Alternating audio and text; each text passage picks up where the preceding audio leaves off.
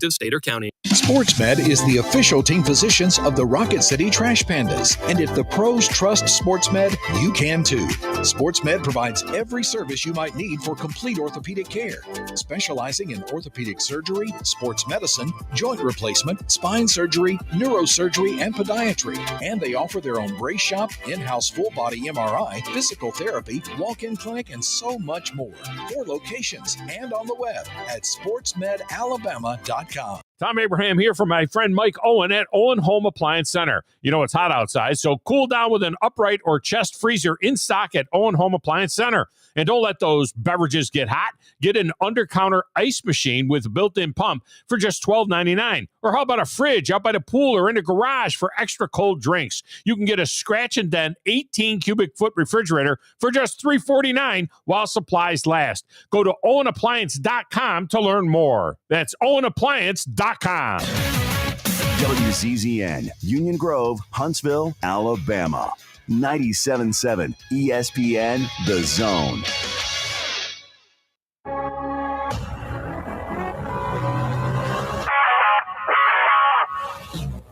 Scott Tyson here with your 97.7 ESPN The Zone Sports Minute. 10th-ranked Alabama back at work, getting ready to host 16th-ranked Vanderbilt. First-ranked matchup since 1937. Head coach Kalen DeBoer on the Tide, refocusing after Saturday's success. Yeah, we didn't handle success, however you want to put it, last year well. I mean, you can't argue that. I also think that they did a nice job executing in critical times and made plays. And Kalen DeBoer also confirming Monday that Jamarian Lathan, who suffers a neck injury leading into the Georgia game, is out for the season. Monday Night Football, 2 games last night. Miami stops the Jets 27-21. Dolphins lose star wide receiver Tyreek Hill for the season with a serious leg injury, and Bo Nix accounts for 3 touchdowns, passes for a career-high 326 yards. Broncos stop the Bengals 28-3. Download the 97.7 ESPN The Zone app today.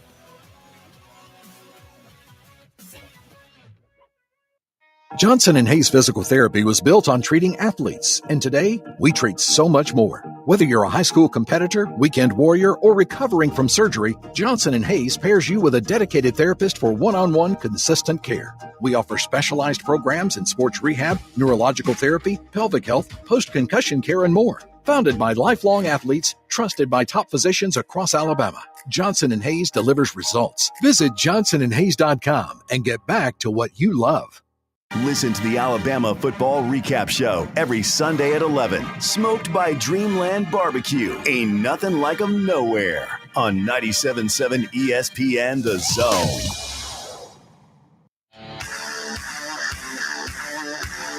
Joe Hunk. John Abraham. 256-576-4977. Welcome to the Blitz.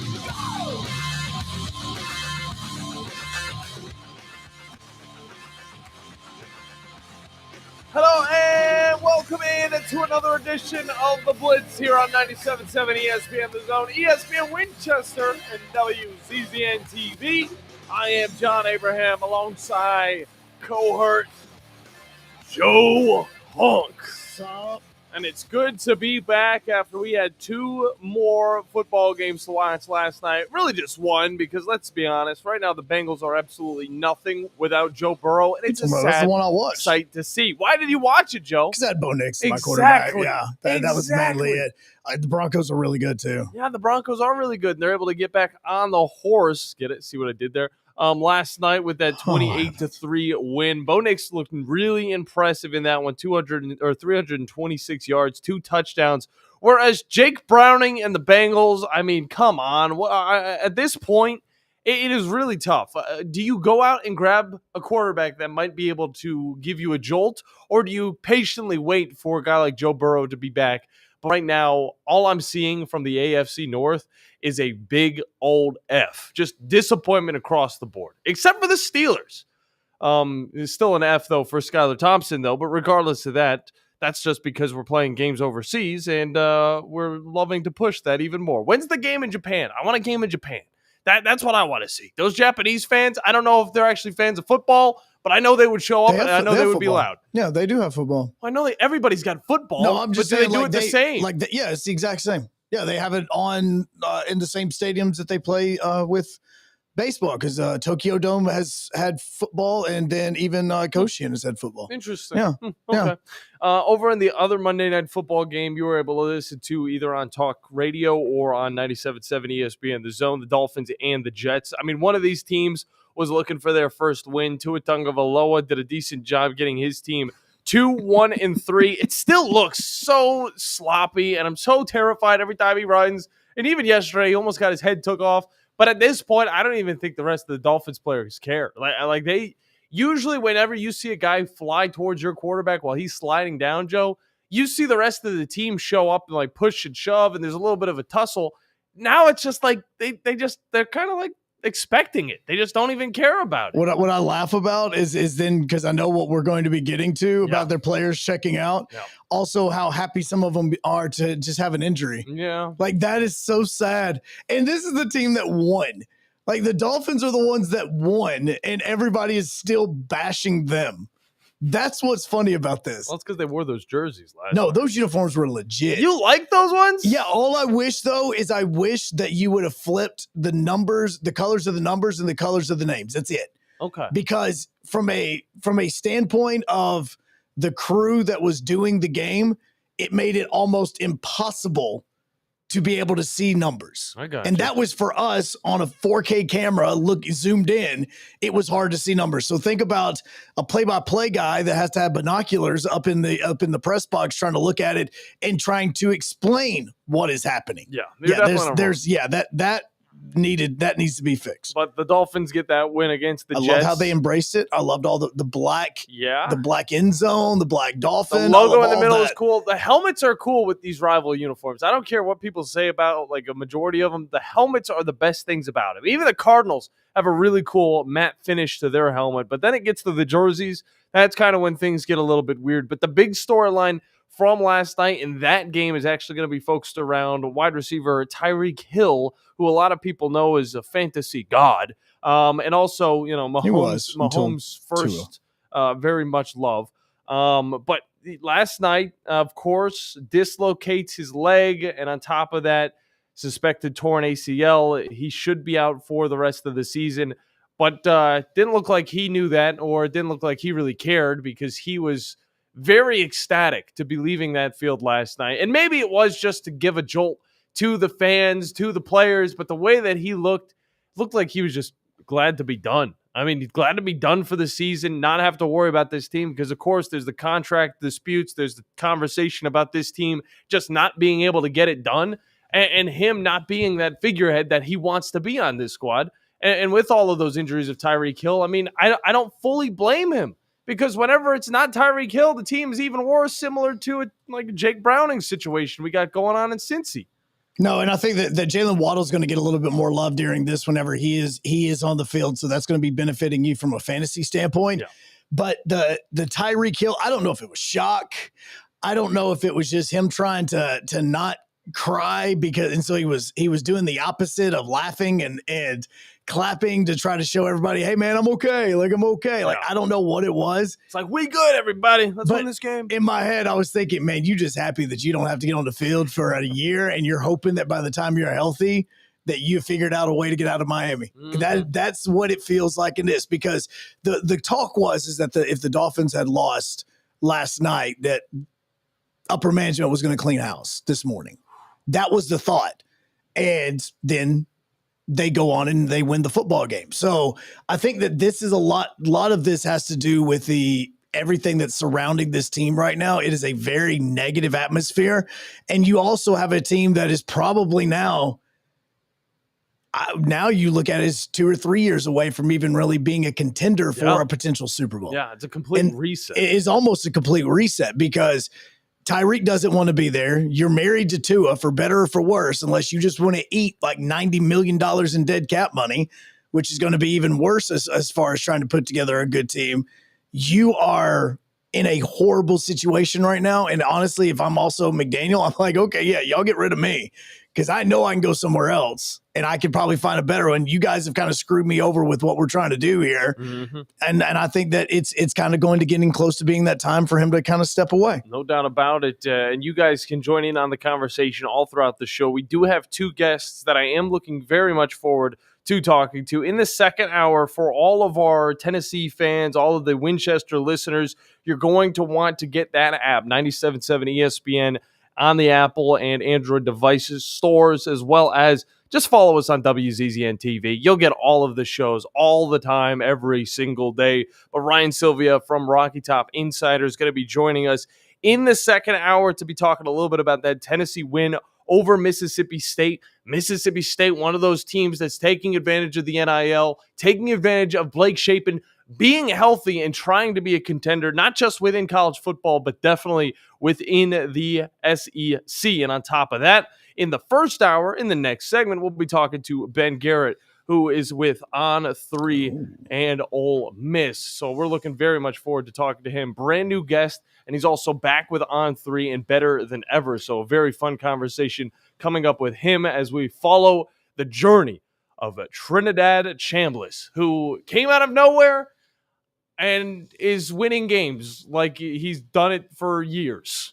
Not at Frisco State, at a high-level school, you would think. But no, it was at a D2 college, and that's the craziest storyline of all. And Joe, we will be talking some more Vandy this week because there's good reason. There's a game coming up. Yeah, it's a pretty important game that you're going to be able to listen to on our network. If you start to break it down, the stakes of this game is way bigger than I think that people are actually thinking about at this point in time. I think that it kind of holds the same type of weight as that Georgia game.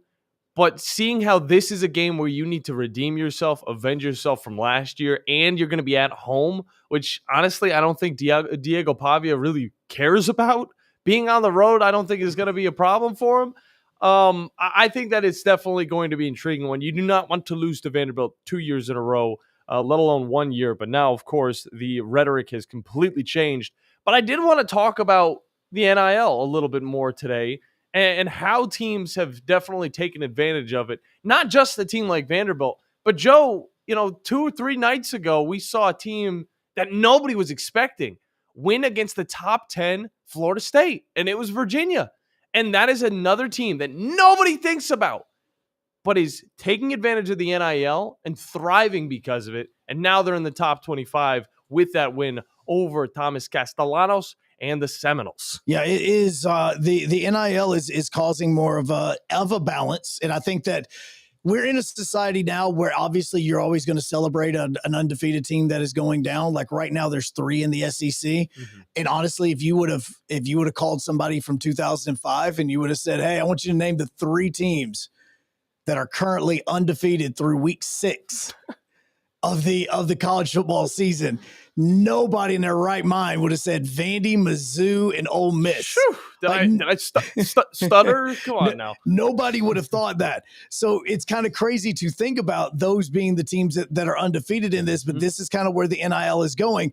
What is also interesting is how much money now other schools are starting to allocate towards the athletic program and trying to now go, okay, if we don't buy in the football program that is bringing a lot of money to us, that well is going to dry up because players are not going to come here. Now, Virginia just beat Florida State, and they had that massive just on-field storming that was just quite crazy to see. Well, here's the thing with Virginia. They just have a hill where their student section is. And same thing for Clemson. Yeah, and there's no wall, so they just, what are the 5 security guards going to do? Yeah. Spray them with a water bottle? But there's it's like that at a lot of places. I want to say it's like that at Mizzou. It's that way at we mentioned Clemson. I want to say that there's a few other schools that's similar to this. Yeah. But in just this period of time where everybody was focusing on Virginia beating Florida State, literally 5 minutes ago,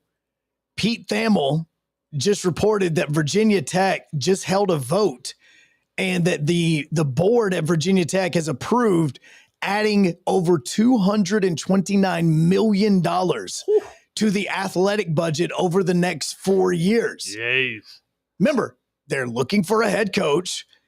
And now that amount of money is going to improve facilities. It's going to improve their stadium. It's going to give them more money so that they can be able to recruit better, because trust me, The best teams in college football also spend the most money on recruiting. Trust me, there's a connection there. Mm-hmm. All of that stuff, and Virginia Tech is like, okay, we're buying into this. And by doing this, now your alumni are going to want to start donating more money because they see that you're investing in the program as well. And so that's a big deal because they just saw their biggest rival in Virginia take out Florida State. And now they're looking at it going, guys, we can't let Virginia get in front of us with some of this stuff. Like, we just can't. Like, now we've got to invest more in this because, yes, our basketball program has historically been good, but that's basically it. Yeah. Like, you look at Virginia Tech football, and they really haven't been good for a while. And I've watched some Virginia Tech baseball, though. I don't even know. I have no clue what their stadium looks like. No idea, Joe. No clue. No idea. And, of course, Virginia Tech got off to a very slow start this year. The loss against South Carolina is going to be notable. Obviously, right after that, the loss to Vanderbilt. So they're 0-2 against the SEC. But, it's not just the SEC that's beating them. Old Dominion also was able to get a win against them. And they finally got one win against Wofford the other week that maybe got them. Wofford, please. I'm going to call him Wofford because it's a dog as the mascot, Joe. Wofford. That maybe gave them a little bit of momentum as they were able to beat NC State, which coming into the season, supposed to be a little bit more of a challenging ACC squad. Right now, both of these squads looking mid-tier or below. But, of course, the ACC looking for ways to try and fix that conference so teams don't, of course, jump ship when they eventually are able to. But we got to talk a little bit more SEC because we got you covered on that stuff, all right? Similar to Fleming Roofing and Restoration getting you covered with all of your roofing needs, just look them up at FlemingHSV.com. Fill out that free quote today, and remember that Fleming always shows up. We got to hop into a break, but when we get back, Ben Garrett from Rebel Grove on 3 is going to be joining us to talk a little bit more about these Ole Miss Rebels and how far they're willing to go to find greatness within the SEC in 2025. Is Lane Kiffin legit? We'll find out a little bit more on the other side on the Blitz on 97.7 ESPN, The Zone. Joe Hunk, John Abraham. You can watch the Blitz live now on X at 97.7 ESPN. If hunting and outdoor recreation are your passions, it all starts with the right property. That's where I come in. I am Bo Butler with Southland Realty and Auction, a hunting and recreational land specialist and a Jackson County native who sees land through a hunter's eyes. Just as you trust your guide on a big game hunt, you can trust me to find the perfect property for you. Thinking of selling? Let me help you make your land attract buyers. Remember, Bo knows land. Call me at 256-609-0512. No representation is made that the quality of legal services to be performed is greater than the quality of legal services performed by other lawyers. A wise man once said, if you take care of old folks and children, everything in the middle will take care of itself. Hi, I'm Danny Aldridge, lawyer in Alabama and Tennessee. In the next 20 years, the number of those folks over 65 years of age will more than double. In our golden years, the most important goal is to be treated with dignity and have control over doing what makes you grateful with those you love. At the Aldridge Law Firm and the Legal Town Center, we're dedicated to help you with these goals, and we'll be there when life throws you those inevitable curveballs. Let us assist you with your legal needs, whatever they may be or become. You may reach us by phone at 256-534-3188 or online with Dan at danaldridgelaw.com. Just remember, we're here to help. Whether it's personal injury, wrongful death, fraud and cheat, or estate planning made complete, we're here to help. Hey folks, this is Arthur Seaton, managing partner at University Kia, proudly saying Roll Tide and War Eagle. Stop into University Kia today and shop one of the area's largest selection of new Kias, including Fortes, Seltos, Telluride, and Popular Carnival, and fully electric EV6. View all the great specials at universitykia.com and get pre-approved in minutes so you can drive home your new Kia you really want, because we want to see you in a University Kia. Hi, this is Wes Neighbors. I'm here with Sam Fleming with Fleming Roofing and Restoration. Sam, tell the folks about Fleming Roofing and Restoration. Hey, Wes. Our company, Fleming Roofing and Restoration, specializes in commercial and residential roofing and repairs. I'm a fifth-generation Huntsvillian, and our family's been doing construction business in Huntsville area since 1965. Sam, what kind of roofs does Fleming Roofing and Restoration do? Our guys are skilled enough. We can come out and address any kind of leaks or issues you might have on your commercial, on your metal roofing, on your shingles. We can do anything, and we can offer you a solution to repair it, or we can replace it. Well, you guys also do insurance restoration. Our staff has 10 plus years of experience as insurance adjusters, and we really do know the inside and out of the claims process at Fleming Roofing and Restoration. Check out Fleming Roofing and Restoration online at FlemingHSV.com, or you can call or text them at 256-651-9440. Hey, Wes, we show up. Hello, listeners. My name is Jonathan Dunwoody, and I own Minuteman Press. We are a full-service print shop that is locally owned and operated. I have personally been handling direct mail for over 17 years and have a great relationship with the USPS. We are the only print shop in the area that is listed as a print provider on their website and the only printing franchise that can use their logo as our partner on marketing materials. We can help from conception to design, print, and delivery to the post office. And with our easy, secure online payment option, you don't even need to leave your office. Minuteman Press, we're not just putting ink on paper, we're building relationships. Your Fox 54 weather. I'm Chief Meteorologist Jordan Dressman. A relatively nice night across the Tennessee Valley. Temperatures drop into the low and mid 60s. A mostly to partly sunny sky for your Wednesday. Talking about another small opportunity for some rain. Most of us are going to be dry. Temperatures climbing into the lower 80s, dropping into the mid 60s as we head into the overnight. Thursday, fantastic once again. Plenty of sunshine. Temperatures in the low 80s. Your Fox 54 weather. Only on 97.7 ESPN The Zone. This will turn journalism on its ear. Watch our stream on WZZN TV on Twitch and YouTube. But you are the greatest hero in American history. We are 97.7 ESPN The Zone.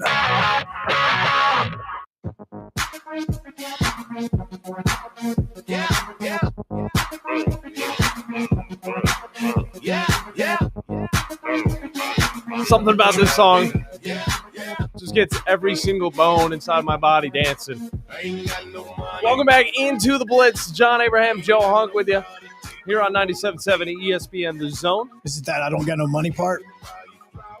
Yeah, I'm broke. You got 10? You can spot me? At least like $10 tippy toe. Like I gotta get down the road. Need some gas. No, I'm good. I'm good.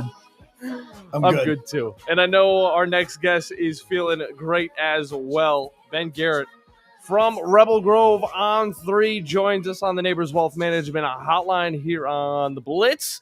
And Ben, of course, coming off of that big win against LSU's got to make you feel really good. But there's other things that are making you feel good about life right now. And just, introduce yourself as a brand new guest to our show. Well, first off, if you are handing out money, fellas, I'll take whatever you're giving. That's the reason why I shut that down quickly. I did not want to start a trend, man. I did not. I was going to say, I could get a GoFundMe set up in the next 15 minutes if that's what y'all need. You just let me know, whatever it is. And, I'll take your paper. That'd be very sweet because misery loves company and we're all broke these days. You know what I mean? We are. And a lot of it is hey, my team is winning now. You know what? That game I didn't think about going to, I may try to figure out a way to get into the stadium. Like, let's just see. Like, do I got the bills paid? Like, let's see what needs to be, what I can hold off on. But everything's good, man. God is good. And I'm so thankful to Shannon, Terry, and On 3 and Will Crawl. Those guys allowing me to continue to do this job that I've done for 17 years and it's been so good to me. And I love it so much. So God is good, guys. And now it's just time to talk some ball. So big win for Ole Miss on Saturday. The biggest, most consequential, most complete, I think, win for Lane Kiffin in 6 years at Ole Miss. I mean, they've had some big wins, obviously. Georgia last year, we classify about that too, but they had some little bit more offensive struggles with that win, even though they dominated Georgia. This game, even when LSU was tough and they were making it tough on Ole Miss, the adjustments they made, the persistence in which they play with the identity that they formed with Trinidad Chambliss, it was just an incredible display of uniformity across the board for Ole Miss and kind of the direction and where things are for this program across the board. So just a great Ole Miss day, not just for the fans and experiencing an amazing atmosphere and a hell of a football game. But I think a real statement about where Ole Miss as a program both is now and as a contender for the college football playoff this year, when many thought replacing all but 4 starters in their all 22, there would be some type of drop off or a rebuilding year or a reset of a year. But no, Ole Miss is right where it's been for the last 3 years. I mean, since 2021, they're the third. They've got the third best winning percentage in the SEC behind Alabama and Georgia. This program is not the Ole Miss of old, and Saturday was, a flashing red light of that truth. Well, I do want to talk about that young quarterback that has come in, and it's really shown how amazing this team truly is, not just at the starting position, but the depth of it as well. But I do want to go with Lane Kiffin first. I mean, he has been a very confident, very good coach for Ole Miss over the last few years. Talk about where you kind of rank him within the coaches in the SEC, whether we're talking about the greats like Nick Saban or, we get down to the lowly Tennessee coaches that were throughout the 2010s. Well, I'm just a little Ole Miss guy, so I don't presume to, be an expert about where he falls in the hierarchy of the national conversation. Yeah. But if the SEC is the best league in college football, if it's the standard, I think anyone to a man would agree that at worst, Lane Kiffin is top 5 in the 16-team conference, and I would argue he's top 3.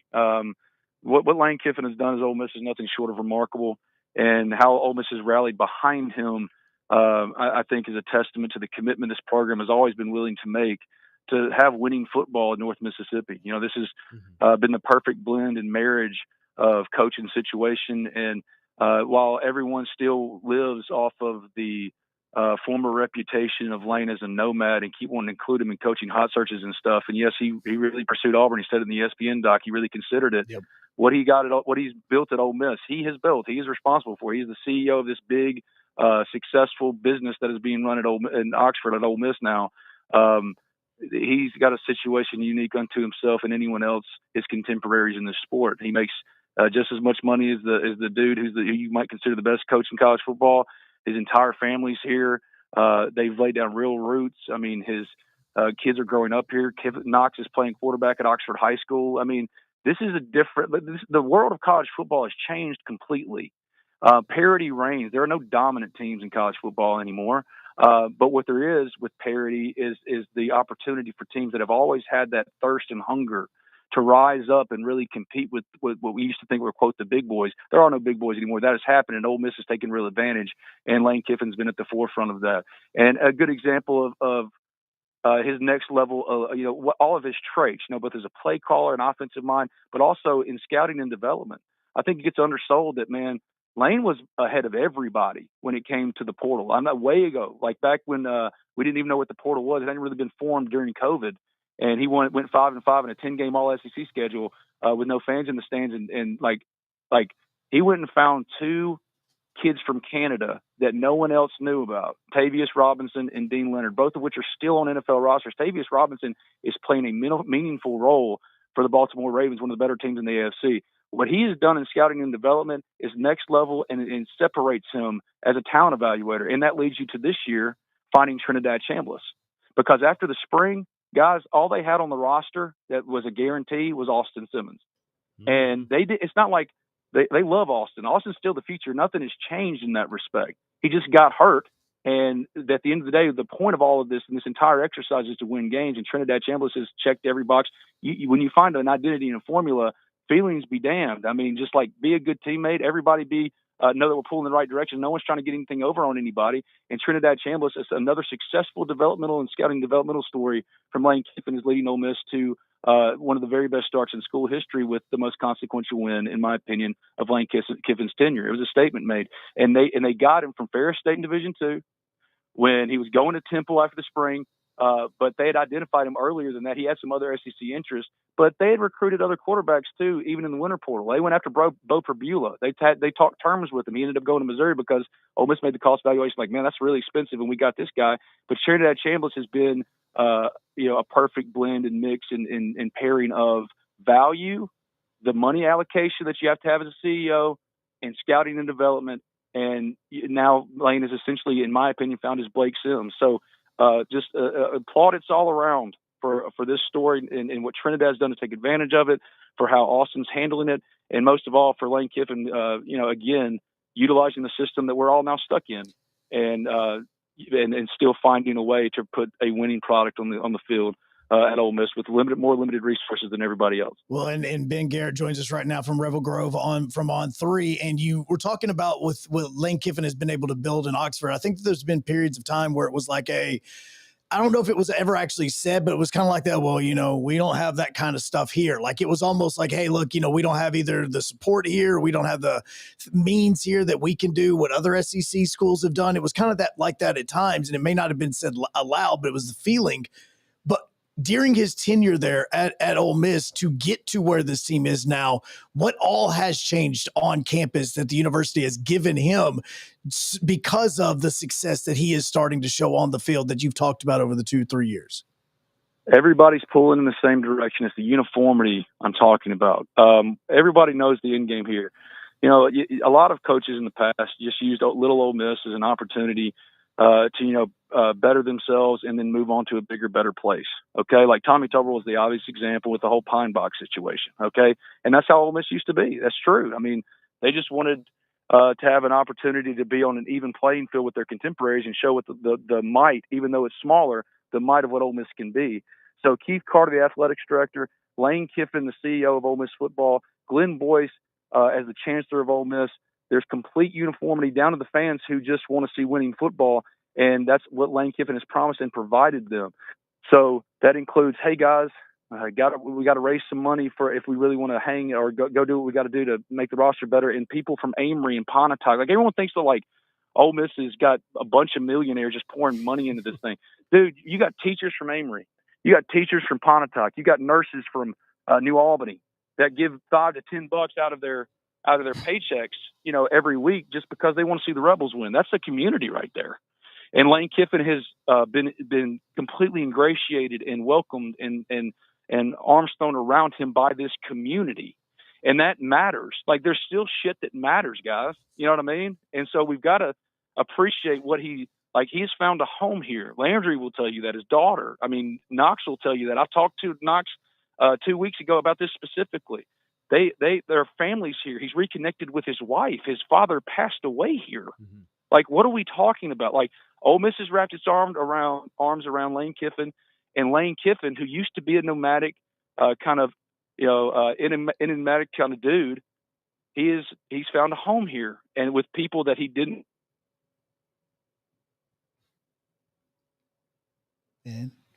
Ben. No one is out for themselves with this. The only objective for everyone is, can Ole Miss go 1-0 this week? And I think that is a testament to how far this program has come, because honestly, multiple forces pulling in all different directions is what limited Ole Miss, in the past, and now that's just not the case. Yeah, and of course, this week not going to be able to go 1-0. It is a bye week, so it is going to be a week of rest in preparation for Washington State coming up. But then after Washington State, I mean, it's Georgia, it's those big dog teams that Ole Miss is going to be working on. I want to know though, because of course it was a complete performance. Trinidad looking really good. But there are still some holes. I want to know some of those. What are the holes that need to be kind of plugged, to be filled as this team goes forward to eventually make that push into the playoffs and get deep into the playoffs, something that this Ole Miss team has not been able to do just yet? That's a great question. And I would point to two specific areas, and both of them are on the lines of scrimmage. Ole Miss setting records. It was the best modern-day defense in Ole Miss history last year with Walter Nolan and J.J. Pegues and Jared Ivey and Chris Pupal. I mean, Trey Amos was an All-American in his 1 year. Ole Miss is doing it again at cornerback Pete Golding and finding a cast-off in Antonio Kite and making him into an all-league caliber player, right? So a lot of what they've done philosophically and schematically and then their planning has worked. And that includes the defensive line and getting pressures, but getting home on sacks are still in the bottom tier of the SEC in production for overall sacks. It's a young group. It's a group that's still trying to figure each other out, and they're getting consistent pressure, but getting home on sacks, like that's going to come back to bite you eventually. Mm-hmm.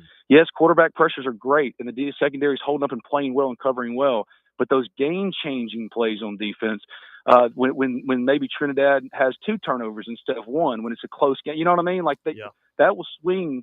Not just momentum, but that could swing a season. That could swing a particular game for sure. So getting home for those playmaking plays like sacks, they haven't generated a lot of turnovers on defense. So like the playmaking on that side of the ball, they have to take a step there. And then on offense, they've been really blessed with the front 5 of their starting offensive line. The first time that group had ever been together ever in the history of their careers was against Georgia State. And it was a tough game. Because Patrick Kudus, who hadn't been healthy for a year of practice or really played, who was just named SEC Offensive Lineman of the Week this week. He was the lowest graded Ole Miss offensive player against Georgia State, and 4 of the bottom 7 graded players for Ole Miss in that game were starting offensive linemen. They stayed healthy, and the reason why they weren't playing together is because all of those guys had durability issues their entire career. So Ole Miss was just trying to get them to the season, get them healthy, and see if they can maintain it. And through 5 weeks, that starting 5 has been together and healthy, and they've gotten better as the rust has been knocked off after that first bad experience. Man, this offensive line is molded. Delano Townsend has really been a solidifying presence at left guard. Patrick Kudus is now playing at an all-league caliber level after he was the online Ole Miss community's punching bag after week 1.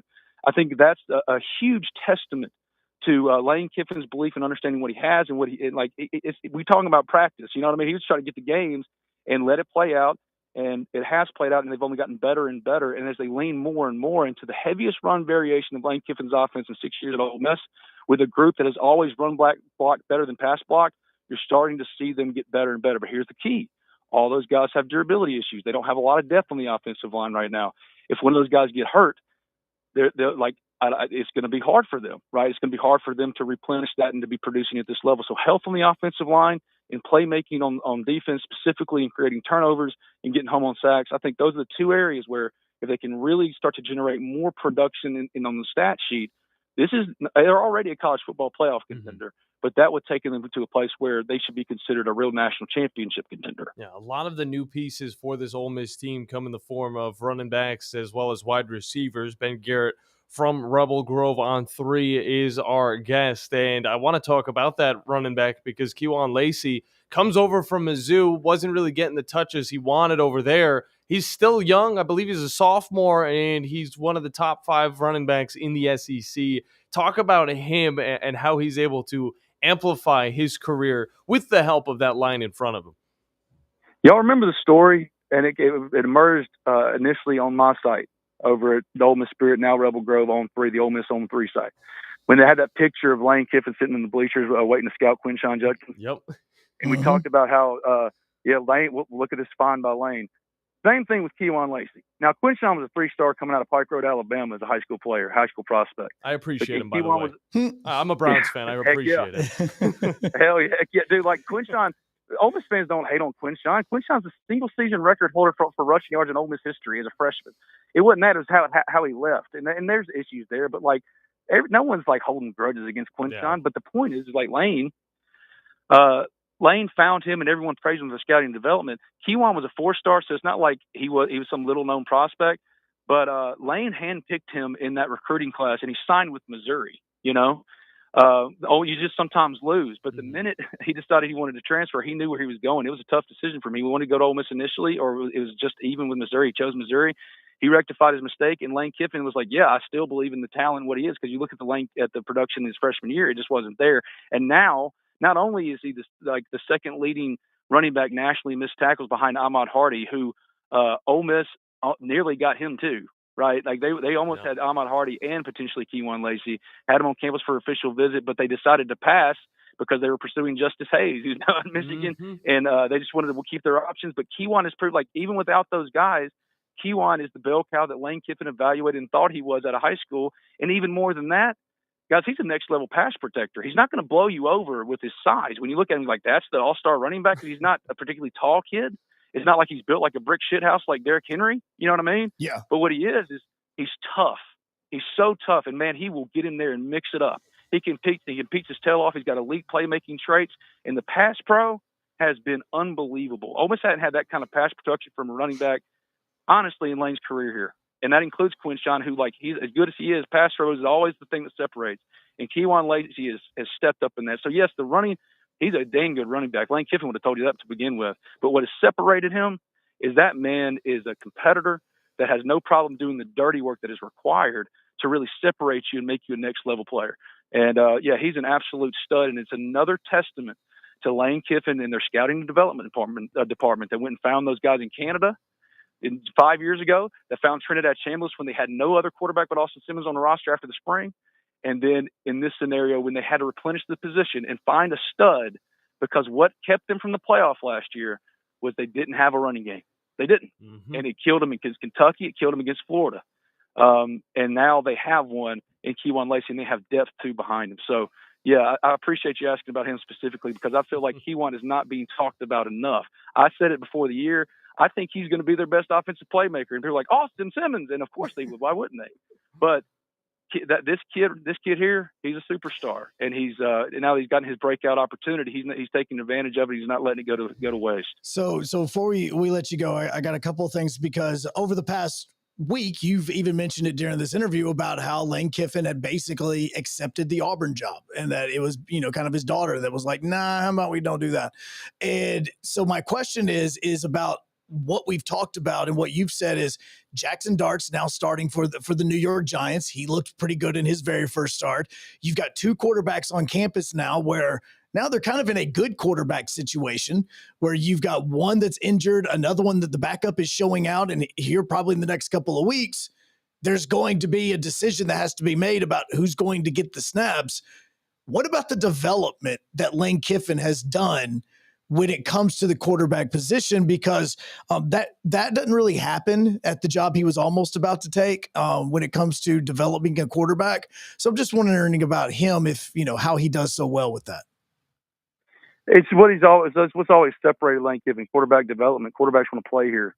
They want to play for Lane Kiffin. Blake Sims, Jalen Hurts. Pick your guys that that didn't have necessarily the recruiting pedigree of Tua Tagovailoa or in Austin Simmons being a 4-star, reclassified up 2 classes and graduated early. Quarterback development is Lane Kiffin's bread and butter, and he can turn. He just needs some moldable traits, a few elite level traits, not across the board elite level traits, and he can turn them in to winning quarterbacks. This is Ole Miss's Blake Sims, is Trinidad Chambliss. That's why I've been saying it since I saw it in the preseason. I told anybody that would ask and I would actually listen that if Austin allows Trinidad Chambliss to get this job, he's going to be dang near impossible to get it back, and that's what's happened here. So a decision will have to, like you say, a decision will have to be made, and I don't disagree with that, but I will say that there really isn't a decision to be made at all right now, right? Right. Austin could have played last week. He was healthy enough to play. Lane started Trinidad. Everyone knows with their eyes what they're seeing. It has nothing. It doesn't speak ill or in any bad way about Austin. Austin is a great player and a great prospect. It's just unfortunately sometimes these things happen, and we celebrate success. We don't really celebrate what we perceive as to be someone else's failure. He hasn't failed. All that has happened is that Trinidad Chambliss is taking advantage of his opportunity, and no one is at fault here. Especially when at the end of the day, I'm sorry, but the goal is for Ole Miss to go 1-0. And if you have and these kids make real money now, right? Yes. So at the end of the day, it's not personal. It's just business, and Ole Miss as a business is humming. So it's kind of like a Tua Jalen situation. Like you've got two good quarterbacks. It's just one of them right now is the one that's doing it. We're not going to mess everything up because you feel like you want to get your playing time. Yeah, but even still, it's like he's checked every box you wanted him to check. Yes. He's done everything you wanted to. Like, it would be unfair to Trinidad to take him out at this point. And then you're showing it's not merit-based. Right. You're not rewarding good play. You know what I mean? Like, he's done nothing. It's not his fault that Austin hurt his ankle. He lost the starting job in fall camp. He pushed him harder than most people thought he would. And he did one thing all through in fall camp that Austin couldn't do, not protect the football, not turn the ball over. And that's shown up in every start except for last week, his first bad decision with that 50-50 ball against LSU that nearly swung the game. But that's going to happen. My point is like across the board, where has this kid done anything wrong but just produced for Ole Miss, and why is that a bad thing? No. It's not. And Lane Kiffin understands that too. Again, it's not personal.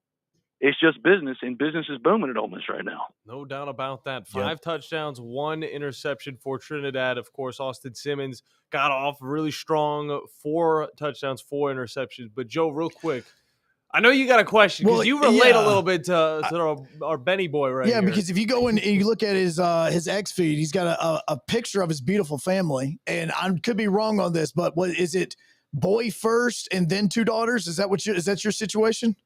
No, I'm a 2-girl dad. It's all I ever wanted. I prayed to God. I said, listen, we don't need another Ben Garrett running around here, okay? I'll take it, and I love him, and we'll play video games, and we'll go to wrestling stuff and go to football games. Oh my God, but, really, I want to be a girl dad, and they couldn't care less about sports. They're perfect. They're answered prayers from God.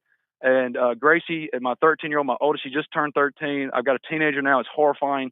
But she was just elected vice president in New Albany Middle School. And I tell you, that is the stuff that is motivating and that keeps you going in this business when it can get really tough at times. Man, I love my family, and I thank you for asking about them because, man, they're just blessings. Hey, man, trust me. I've got a 6-year-old boy, and I've got 2 daughters. One's 2 years old, one is 5 months old, and we have just reached the stage. I know exactly if you're going to know what I'm talking about because I can tell how much you love your daughters. Is my middle daughter, who's 2, just now started looking at me with those like I love you eyes. Like those, like you can changes your life, bro. Man, I'm telling you, like you could hear her always say I love you and the hugs and all that. But then she just did this like in the last week. She started like looking at me and you could really see the love in her eyes. And you're like, whatever you need. I don't care what it is for the rest of your life.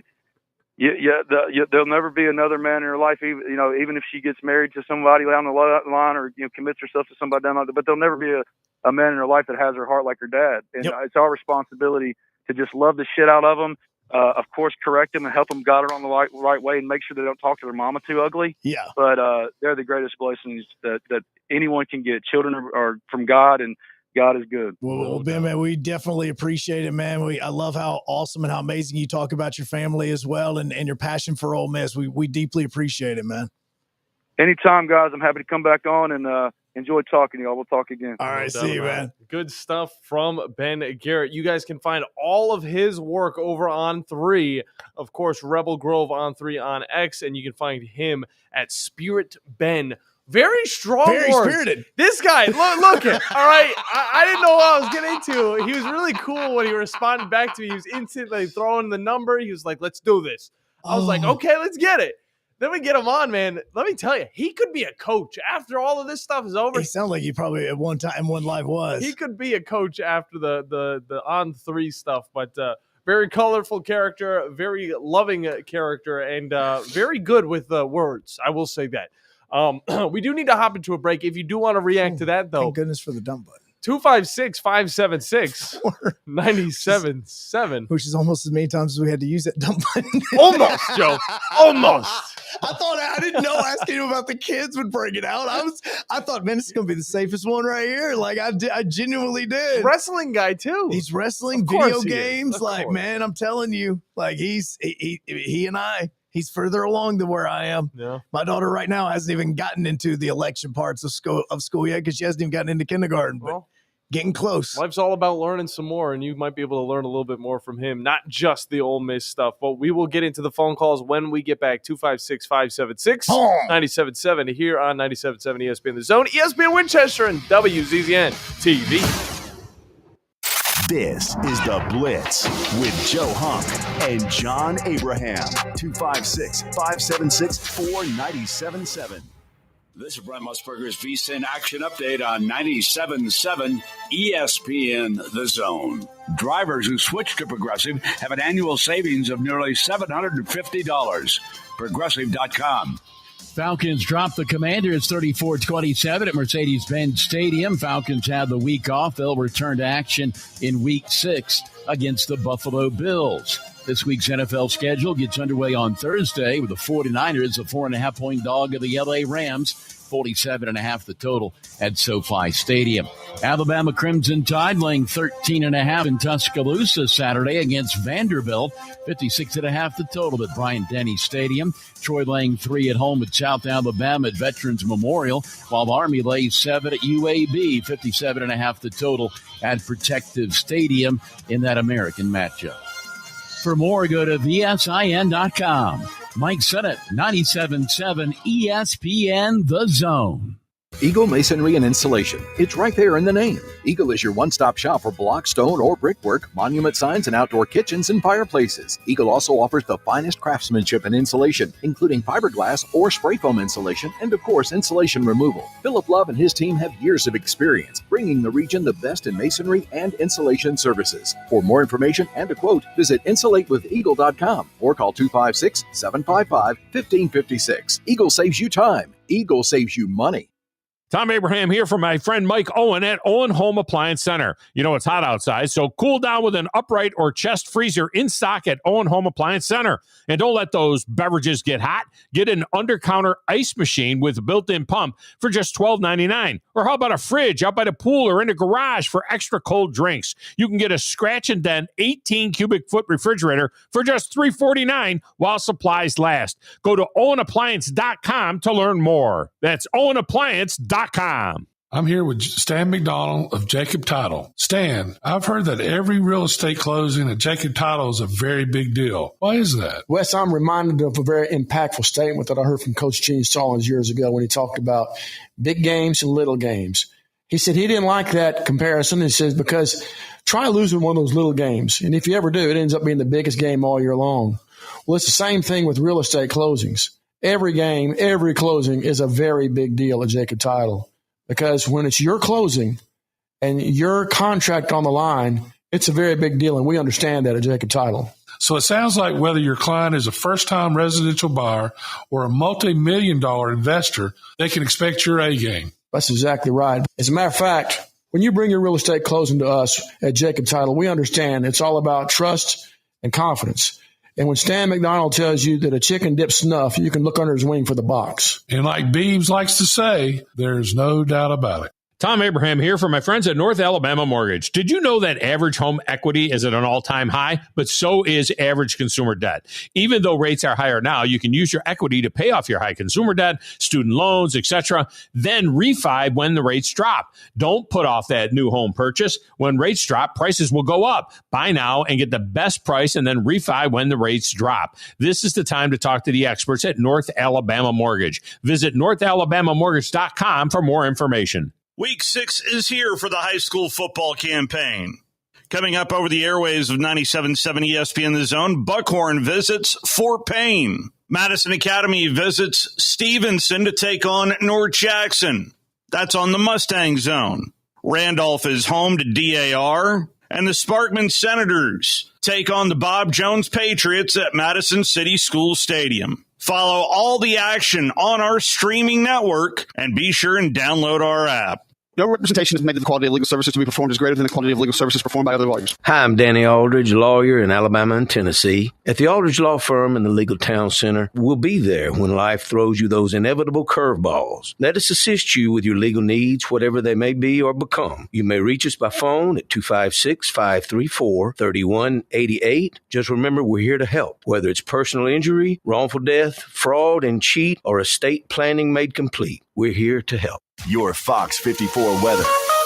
I'm Chief Meteorologist Jordan Dressman. A mostly to partly sunny sky this afternoon. Maybe an afternoon shower develops across the Tennessee Valley, but most of us are going to be dry. Temperatures climbing into the mid-80s today. We drop into the low and mid-60s as we head into the overnight early Wednesday morning. A mostly to partly sunny sky Wednesday afternoon. Same small opportunity for a little bit of rain. Otherwise, temperatures climb into the low and mid-80s. Your Fox 54 weather. Only on 97.7 ESPN The Zone. Listen to the Woody Anderson Ford Scoreboard Show, powered by Lake Gunnersville Ace Hardware. Each Friday night with Scott Tyson on 97.7 ESPN The Zone.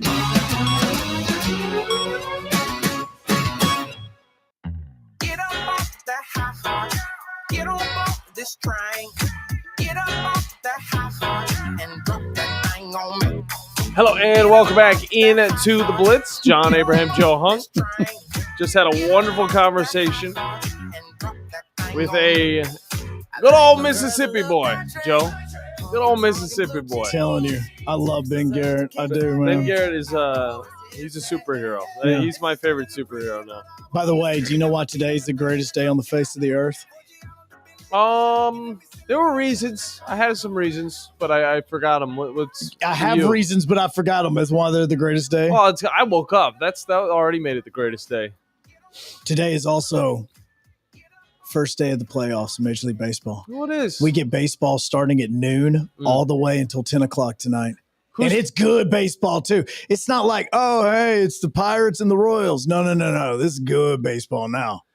We get a return series between the Tigers and the Guardians. Oh, geez, yeah. We get Padres and Cubs. We get Yankees, Red Sox. Oh.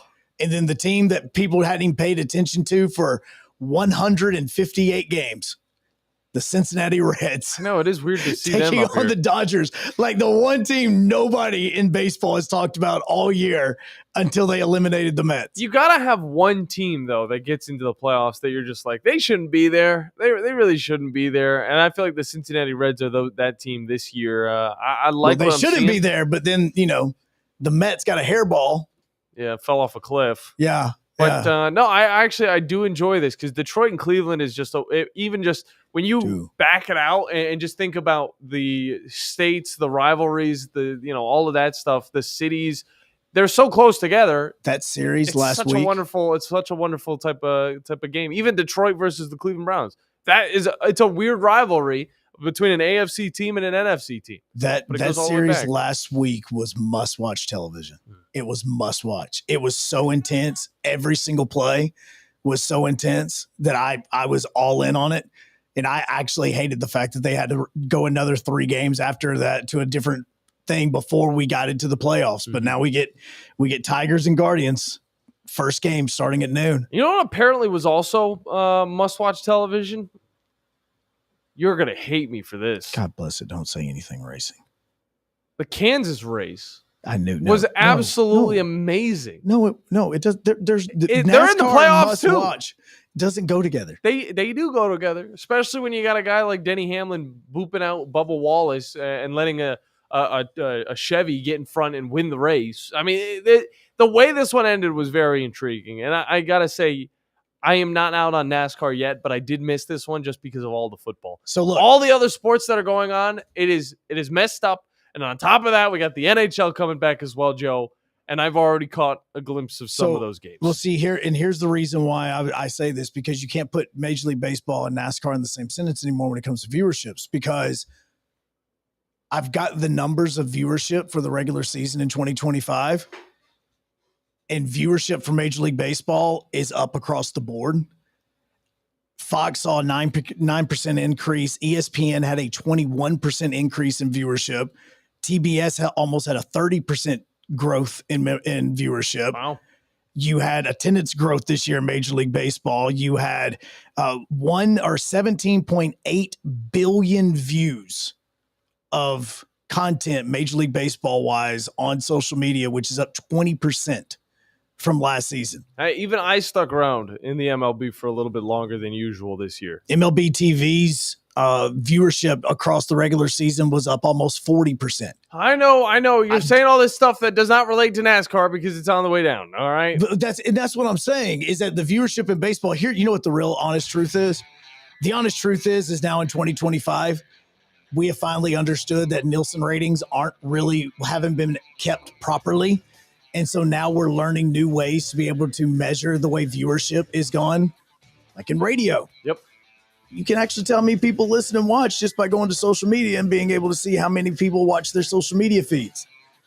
Those are the types of things now that are more important in 2025 than the Nielsen algorithm of saying who they think is listening and not the actual number. You also got to think the ebbs and flows, which one's popular at what time, who's getting hot and who's not, which league is getting lit. That's the reason I said don't talk NASCAR, because I have not seen one NASCAR it's lit, vehicle Joe. in 4 It's months. lit. We're not talking WNBA. That was lit 2 years ago. I think that has higher ratings than NASCAR. No, it does. No, it does not. Phone Sure. calls when we get back. Second hour coming up.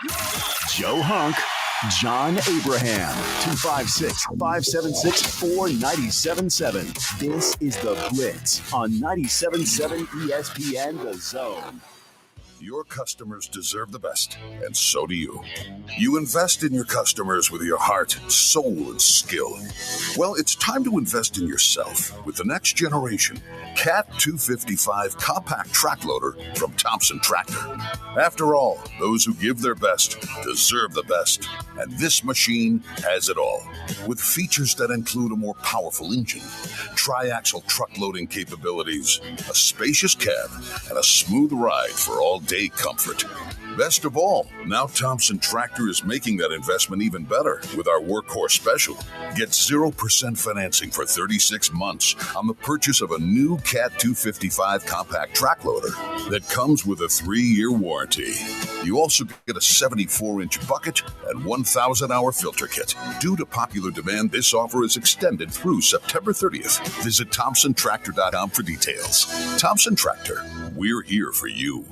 Tom Abraham here for my friends at Your Home Window. Now is the time to take advantage of their huge end of summer sale and get ready for the fall. Right now, all windows are 35% off. All exterior doors are 40% off. Now you get the whole door, just the price is 40% off. And get this, 0% interest for 18 months, as in no interest, nada, none. As always, the estimates are free, as is the lifetime warranty. To make an appointment, go to yourhomewindow.com. That's yourhomewindow.com. At Mr. Sparky, we're America's on-time electrician. Flickering lights and hot switches can be annoying, but they can also signal a major problem, or worse, an electrical emergency. So play it safe and leave it to the experts at Mr. Sparky. Trust our team of professional, clean, and friendly electricians. We'll get it done right and get it done safely. You don't have to put up with any malarkey. Call 888-8-SPARKY. Independently owned and operated, licensed in the respective state or county. Does it really matter which dealership you plan to buy from? Short answer is yes. Hi folks, Bobby White back again for Woody Anderson Ford. Taking a little time to find out about the dealership before you buy can have a big payoff. Customer reviews let you know what others think, and that's good. But industry reviews can tell you even more. Woody Anderson Ford is proud to have been selected as Ford's Triple Crown winner, an award that only 1% of the top Ford dealers in the country are able to earn. This is a big deal, and here's why. Ford's Triple Crown is based on superior customer service, sales excellence, and over-the-top service delivery. And again, only 1% of the top Ford dealers in all of America achieve this goal. Woody Anderson Ford is top of the top. So when it's time to pull the trigger on your next car, truck, or SUV, we'd be honored if you'd give us a chance to show you how we earned our Triple Crown status. Woody Anderson Ford.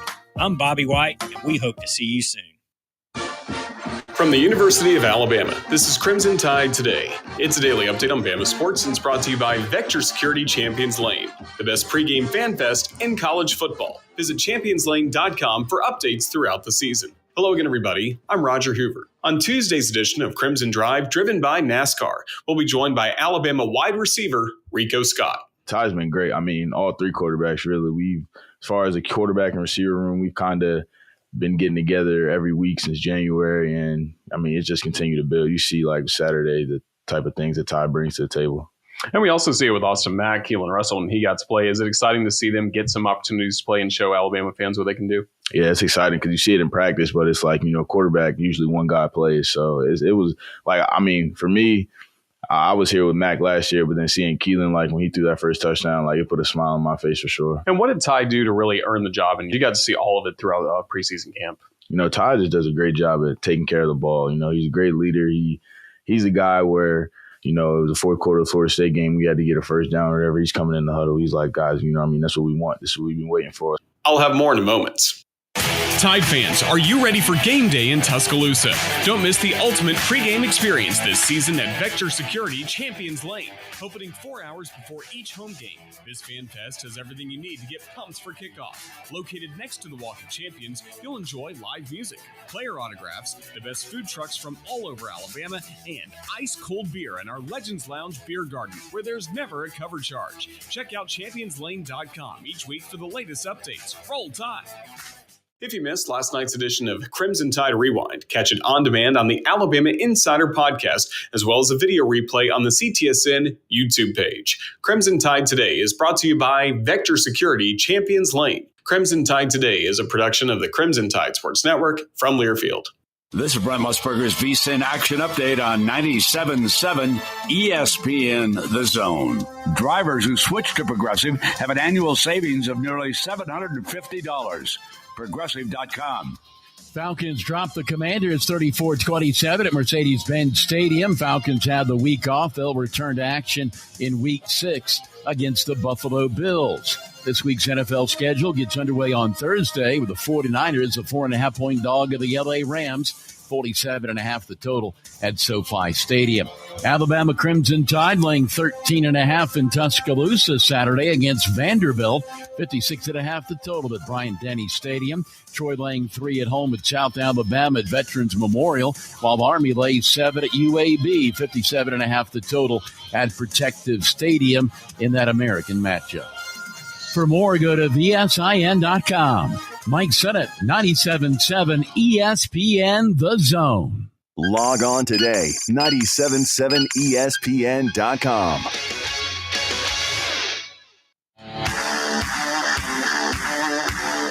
Joe Hunk, John Abraham, 256-576-4977. Welcome to the Blitz. Second hour, final hour, best hour on 97.7 ESPN The Zone. Joe Hunk, John Abraham with you as the Blitz goes until 11 today. Then you have Rich Eisen, Tom Abraham coming up at noon from Baumhauer's. Then we will have future Alabama Senator Paul Feinbaum. Then the drive live from Woody Anderson Ford coming up at 5 o'clock. And then after that, you get Reds and Dodgers, game 1 of the NL wildcard series between those two teams. Major League Baseball happening today as the playoffs get going. Game 1 for 4 different series happening today, as it's going to start with Cleveland and Detroit at noon. Also, John, just letting you know, I did pull up the viewership numbers between the WNBA and NASCAR.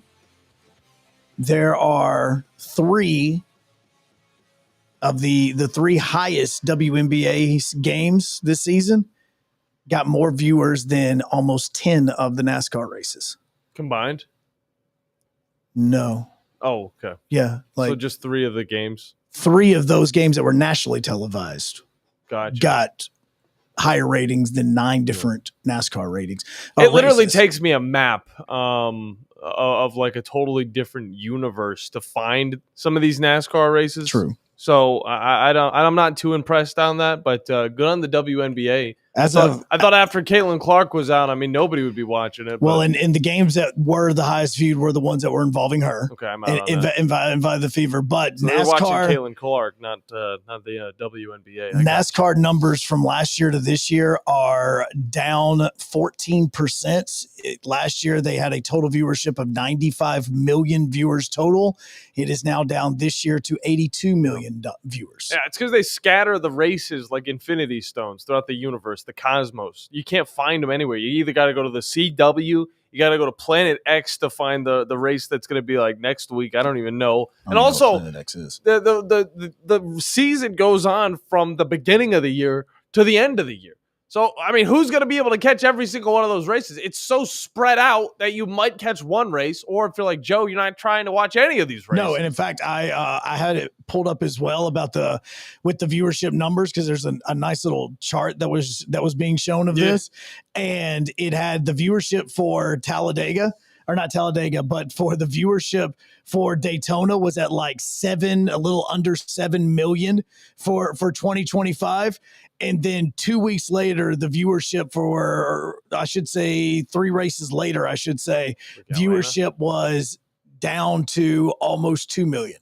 Yeah. Just from like 2 weeks later. Mm-hmm. And then the viewership going into week 33 is less than 2 million. Week 33. You got to be kidding me. It hurts to hear that. Yeah. I don't know why it's got to be so long. Let's condense it a little bit. Come on, NASCAR. We don't have to go to every single one of these tracks 2 times. We don't have to go to Mexico City. I don't care about that place. All right? That's making me tune out. NASCAR is not road tracks. They gave us like 8 of them this year. And we saw plenty of Van Gisbergen win those races. And then I was like, okay, I'm done. I mean, that is really when I was just like checking out. Because then, there was the baseball, there was the football starting up, and then there was no reason for me to watch the NASCAR. But, it's fine. It's fine. It's all good. Regardless, we do have you guys covered for all things sports. We do still talk NASCAR occasionally, maybe not on this show, but on the Tom Abraham show, he'll touch on it a little bit more. So make sure you guys are following us over on social media so you guys get updated with all the games we've got on our airways, as well as the results of some of the games across the SEC, because, of course, we are in the beautiful capital of the SEC. Even though it's Huntsville and we don't have anything really, we're just in the middle of all of it. But regardless, we got you covered the same way that Fleming Roofing and Restoration has got you covered. If you need any roofing fixes or, a full roof restoration, FlemingHSV.com is the website you need to look up to fill out that free quote today. And remember that Fleming always shows up. 256-576-97.7 to get onto the show. You have 2 windows to hop in here. If you want to throw in your wacky underdog pick, you can do that. We do have Ryan Sylvia coming up from Rocky Top Insider in the next segment to talk a little bit of the Tennessee Volunteers and the challenges that they'll have to face moving forward after the big win in Mississippi State's Cowbell City of the amazing world of gumball. Trying to see you amazing. No, my son watches it all the time. It makes me want to bang my head against the wall. It's a good show. It's a little bit brain rot, but it's a good show. Oh God! And what's sad is you have to be very intelligent just to watch it, just to understand 90% of the jokes. That's what we love about cartoons. 256-576-977 gets you in on the phone lines. Like Brandon, welcome in the Blitz, man. How's it going? Wanted to talk to you. I was going to say something about Auburn, but I want to say something about the Braves first. I've got a friend who was just contacted about his renewal of season tickets that run about $60,000 for 4 of them, I believe is what he said. And he asked them, why are we not doing the chop music anymore? Wait, he sent me. They don't do the tomahawk chop anymore? Well, he sent me an article and said that Clay Travis even called out that they do the drums, but they don't play the music. And he thinks that the TV stations are quietly forcing this. And I haven't noticed, and I'm thinking, Clay is saying they're trying to phase it out. And if he's calling it out, then it must be pretty noticeable. So I'm kind of wondering what's going on with that. I have noticed the last few times we've gone with you, Brandon, there was a lacking of chop. There was. I mean, there was like one time where we were chopping. Well, because they only do it like during rallies. Like that's the only time that they do it. When a rally, big situation, those types of situations are really the only times you do it. And the Braves have sucked this year. But see, that's the thing is like I was always hearing the drums. So basically they're not playing Florida State's band anymore. They're just doing the drums themselves. They're just doing the drums and it'll go for a second and it'll stop. There's a lot of people saying that. And I'm thinking, well, A, that's part of the problem. And 2, if Snicker don't come back, did anybody even notice?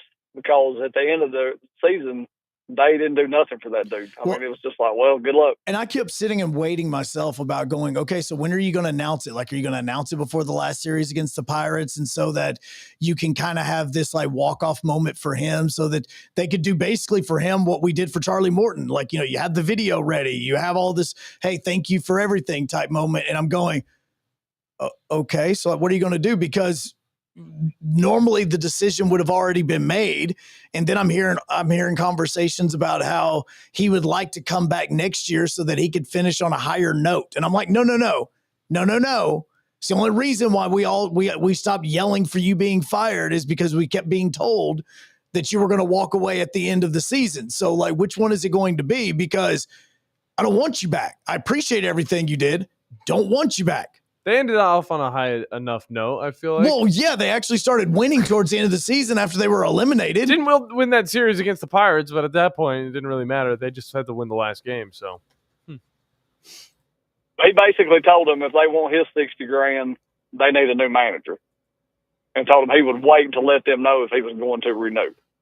What did they say about the chop? Would not comment.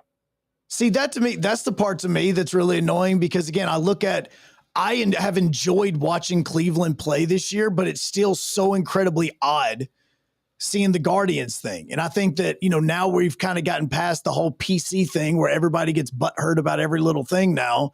that you can kind of go back to what you were doing that everybody was in on. And again, if you still look like today, for instance, this game is going to be in Cleveland. Look when they show fan shots and how many fans are actually wearing Indians gear compared to wearing Guardians gear. Like it's still predominantly Indian stuff. Like that's what everybody continues to wear there. Now they'll buy Guardians gear with the newer players because there is no Indians gear of theirs. There's just Guardians gear. But we're now to this point now. I noticed, I was telling John about this. The Braves uniforms now, on their chest, the logo itself is smaller and it looks like a knockoff. Like it doesn't look good. Like I was looking at games from the past and the logo itself and the tomahawk from years ago or 5 or 6 years ago is much more prominent on the chest than what it is now. And it just looks like a cheap knockoff. The jerseys don't look good now. The high school where I go and watch a bunch of games, their jersey numbers are so small that our announcer can't even hardly see them. No. And that's what I was talking about with John last night with the Miami Dolphins. Like the green, I think the green should be swapped so that the numbers are the brighter color, just so that it would be easier for all of the people to see. Because it was very hard for me watching it on a 65-inch 4K television to be able to see numbers sometimes. So I'm sitting here thinking about, I think it was like Reese Davis and those guys that were up in the booth and, Dan Orlovsky trying to see those uniforms from where they are. Like that's almost impossible. It's like when we're, doing a hockey game and they wear a special jersey and you can't see anything because of the way the numbers look. It's hard. And from time to time, I like to check in with people that I think are deranged and need an adjustment because you might learn something from them every now and then. So I'm listening to Brandon just for fun on social media, and he drops the bomb that Auburn had 1 yard of offense in the fourth quarter this past weekend. Yeah. And he says, you have Cam Coleman and you have 1 yard of offense in the fourth quarter. And I'm in the portal right now. And I said, who have we heard say that before? Yeah. Who? Look, Okay. I'm telling you, he should go. Cam Coleman should go to John Cohen and go, it's Tuesday. I know we got a bye week. Is he still our head coach? And when Cohen says yes, be like, all right, I'm entering the transfer portal. We'll see you guys later. I wouldn't be putting up with this. Like, genuinely, I would not be putting up with this. There's 2 things that can get a head coach fired. His players losing faith in him, the boosters losing faith in him. We know the booster isn't losing faith in him because he's getting what he wants and he's got the puppet that he wants to control. So when the players lose faith, that's when something's got to change. Or the fan base starts a mass exodus when Georgia goes up 21-0 in the first quarter against Auburn in 2 weeks. I mean, even in 2015 in the Iron Bowl, when Derrick Henry ran the ball, 40 times in the fourth quarter, it seemed like? Yeah. Alabama killed that entire. I would wager to say they had more than 1 yard of offense in that quarter. Yeah. And that was against a national championship team with a Heisman running back and an unbelievable offensive line that would say, we're going to run right here. And they ran right there. I would wager to say Auburn had more than 1 yard of offense against that team. And they don't have as good wide receivers as they got now. And they probably don't have as good of a center as they got now. That's the reason why I asked Ben Garrett just a moment ago about Lane Kiffin and his development of quarterbacks, because after we found out in that documentary about Lane Kiffin about how he basically had accepted the job at Auburn and he was ready to go. And then it was his daughter that said, yeah, I wouldn't do that. And he listened and he went to Ole Miss instead. So now, or stayed at Ole Miss, I should say, look at how many quarterbacks he's developed and look at how many quarterbacks Hugh Freeze has developed. And look who at the moment is trying to win a national championship. And right now, the other coach can't even win a game. Which one's the issue here? Well, I tell people, learn the James Franklin lesson. When he was at Vanderbilt winning 9 games 2 years in a row, they were ready to tote him around like the Pharaoh or Maharaja. And he wanted greener pastures, and he's went to Penn State, and he wins games up there. But I don't know that he's better off. I think if he would have stayed at Vanderbilt, he could have made $100 million and been one of the most beloved coaches that they ever had. So I'm glad that Lane realized, hey, I need to stay in my lane, pun intended, and do what I can do here, because his ceiling there is his floor is much higher and his ceiling can be as high as he can make it. And those people there love him. As long as he wins 9 games a year, they will let him probably stay there till he is ready to leave. It'll be a Mark Stoops thing. Well, and Ben Garrett also said something that is the case. This is the opposite at Auburn. He said everybody's rowing in the same direction. Yes. That is not the case at Auburn. Like, if people want to bash Brian Harsin so much, they love bashing him so much. Look at what Auburn did probably the very week after they fired Brian Harsin. They announced that they had just finished getting all the funds to upgrade their football facility and do all that. They were literally holding that, the boosters were, until Brian Harsin was gone, because they didn't want him to start getting recruits to come in because of this. Like, that's the whole way that Auburn is. Like, they literally had this money set aside, but they were not going to give it to the university until Harsin was gone, because they knew that recruits finding out about all these upgrades that Auburn was about to do could possibly help Harsin in recruiting. And if he started getting a good recruiting class, they couldn't fire him. So they fired him, then they donated the money. Like, that's how backwards Auburn is. I didn't realize it, but the 1 yard of offense in a quarter. I've seen bad high school teams that can't win a game, Columbia. I guarantee you Columbia is getting positive yards in a quarter in every quarter they're playing in. Yes. There's no excuse for that. No. And there's no excuse for continuing to go with the quarterback that they're going with Arnold. There's no reason for it. Either Hugh Freeze needs to be gone, or at least you need to make a change of quarterback. One of the two. Because right now, none of it's working. If you can't put together 3 plays and get a first down, something's wrong. Well, Auburn didn't do a lot of that this weekend. But we got to roll, bro. We got Sylvia coming up here in just a few moments, man. Well, when Ace Austin gets to the WNBA, get ready to watch. Can she throw?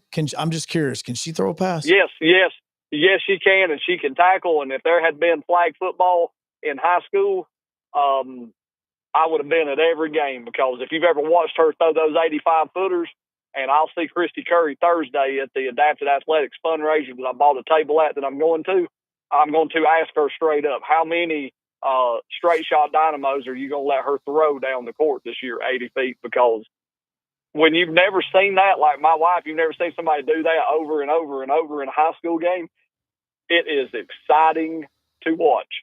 My wife said that, she said, these people are crazy. Every chance she got launching at 80 foot to Maggie, as far as it would go, made my day. I would see it coming. I'd see her get a rebound, and I'd say, hallelujah. And next thing you know, you'd see an 80-footer down through there. I love it. I mean, that's a 27-yard pass right there. Auburn can't even do that right now. No, yeah. Jackson Arnold can't throw it 10 yards down the field. It's a 27-yard pass. Huh. I have to get her in there. Either way, we have to get Ryan Sylvia in here as well. Can he throw a pass? Another team. Ryan Sylvia might be able to throw a pass. We'll have to ask him. Another team that will be on a bye, I believe, this week as the SEC kind of gets in some of those games. But still, a team coming off a big win. Take a breather, because we're going to get into that conversation when we get back. Ryan Sylvia from Rocky Top Insider joins us on the Neighbors Wealth Management Hotline here on the Blitz on 97.7 ESPN, The Zone. Phone lines are open now. 256-576-4977. This is The Blitz on 97.7 ESPN, The Zone. The state's largest orthopedic group is growing to meet the needs of the patients in our community. The Orthopedic Center has long been the most trusted name in orthopedics in North Alabama. So as our area continues on the fast track, so does the need for premier orthopedic care anywhere and anytime you need it. TOC is proud to announce the opening of our new locations in Albertville and Hampton Cove, along with the grand opening of our newest office in Decatur. These clinics will offer the same high-quality orthopedic care you have come to associate with TOC, with the convenience of being closer to home. As a patient, your time is your most precious asset, and we recognize that at TOC. That's why we are also proud to announce the opening of our urgent ortho clinics to handle those bumps and bruises that need prompt attention. These clinics are available to care for acute orthopedic injuries with no appointment necessary. With 38 physicians, 20 centers of excellence, and now more than a dozen locations to serve you, TOC will continue to be the name you turn to for the best orthopedic care at the right time. Visit our website at visittoc.com for more information. TOC, helping you live a better life. From heirloom diamonds to contemporary jewels, Loring & Company is the place to find something truly special. Whether shopping for a diamond ring for that once-in-a-lifetime occasion or marking a milestone birthday or personal achievement with a Rolex watch, you'll find just the thing in our edit of the world's most sought-after brands, including David Yurman, Roberto Coin, Marco Bicego, and Fopay. Expect a treasure trove of the world's most unique, even breathtaking earrings, rings, necklaces, and bracelets, making choosing just one piece a challenge in itself. Loring & Company Jewelers on Airport Road. Forgiveness. Wow, what a word. What a gift. All of us have done things in our lives that we regret. All of us have done things that are disobedient. All of us have sinned and fallen short of the glory of God. Thank God for his forgiveness. Thank God that he separates our sins as far as the east is from the west and remembers them no more. Hey, I'm John Dees, pastor of Cross Point Church, smack dab across the street from the YMCA in Madison. Check us out at cpcfamily.org. Let's talk about the X's and O's of family entertainment. Every parent in Alabama knows the importance of being able to draw up an activity that'll get you out of the house for a couple of hours. But it needs to be affordable. It needs to be family-friendly. Above all, it needs to be fun. Now, let's talk about high school sports. Bang for your buck, school sports provide the perfect game plan for your family. You'll enjoy all of the drama and excitement competitive sports offer. You'll be supporting the future leaders of our community in a meaningful way. Best of all, you can take the entire family without breaking the bank. Heck, you won't even dent it. Now, enough chalk talk. Let's get out there and see what's playing at the high school in your community.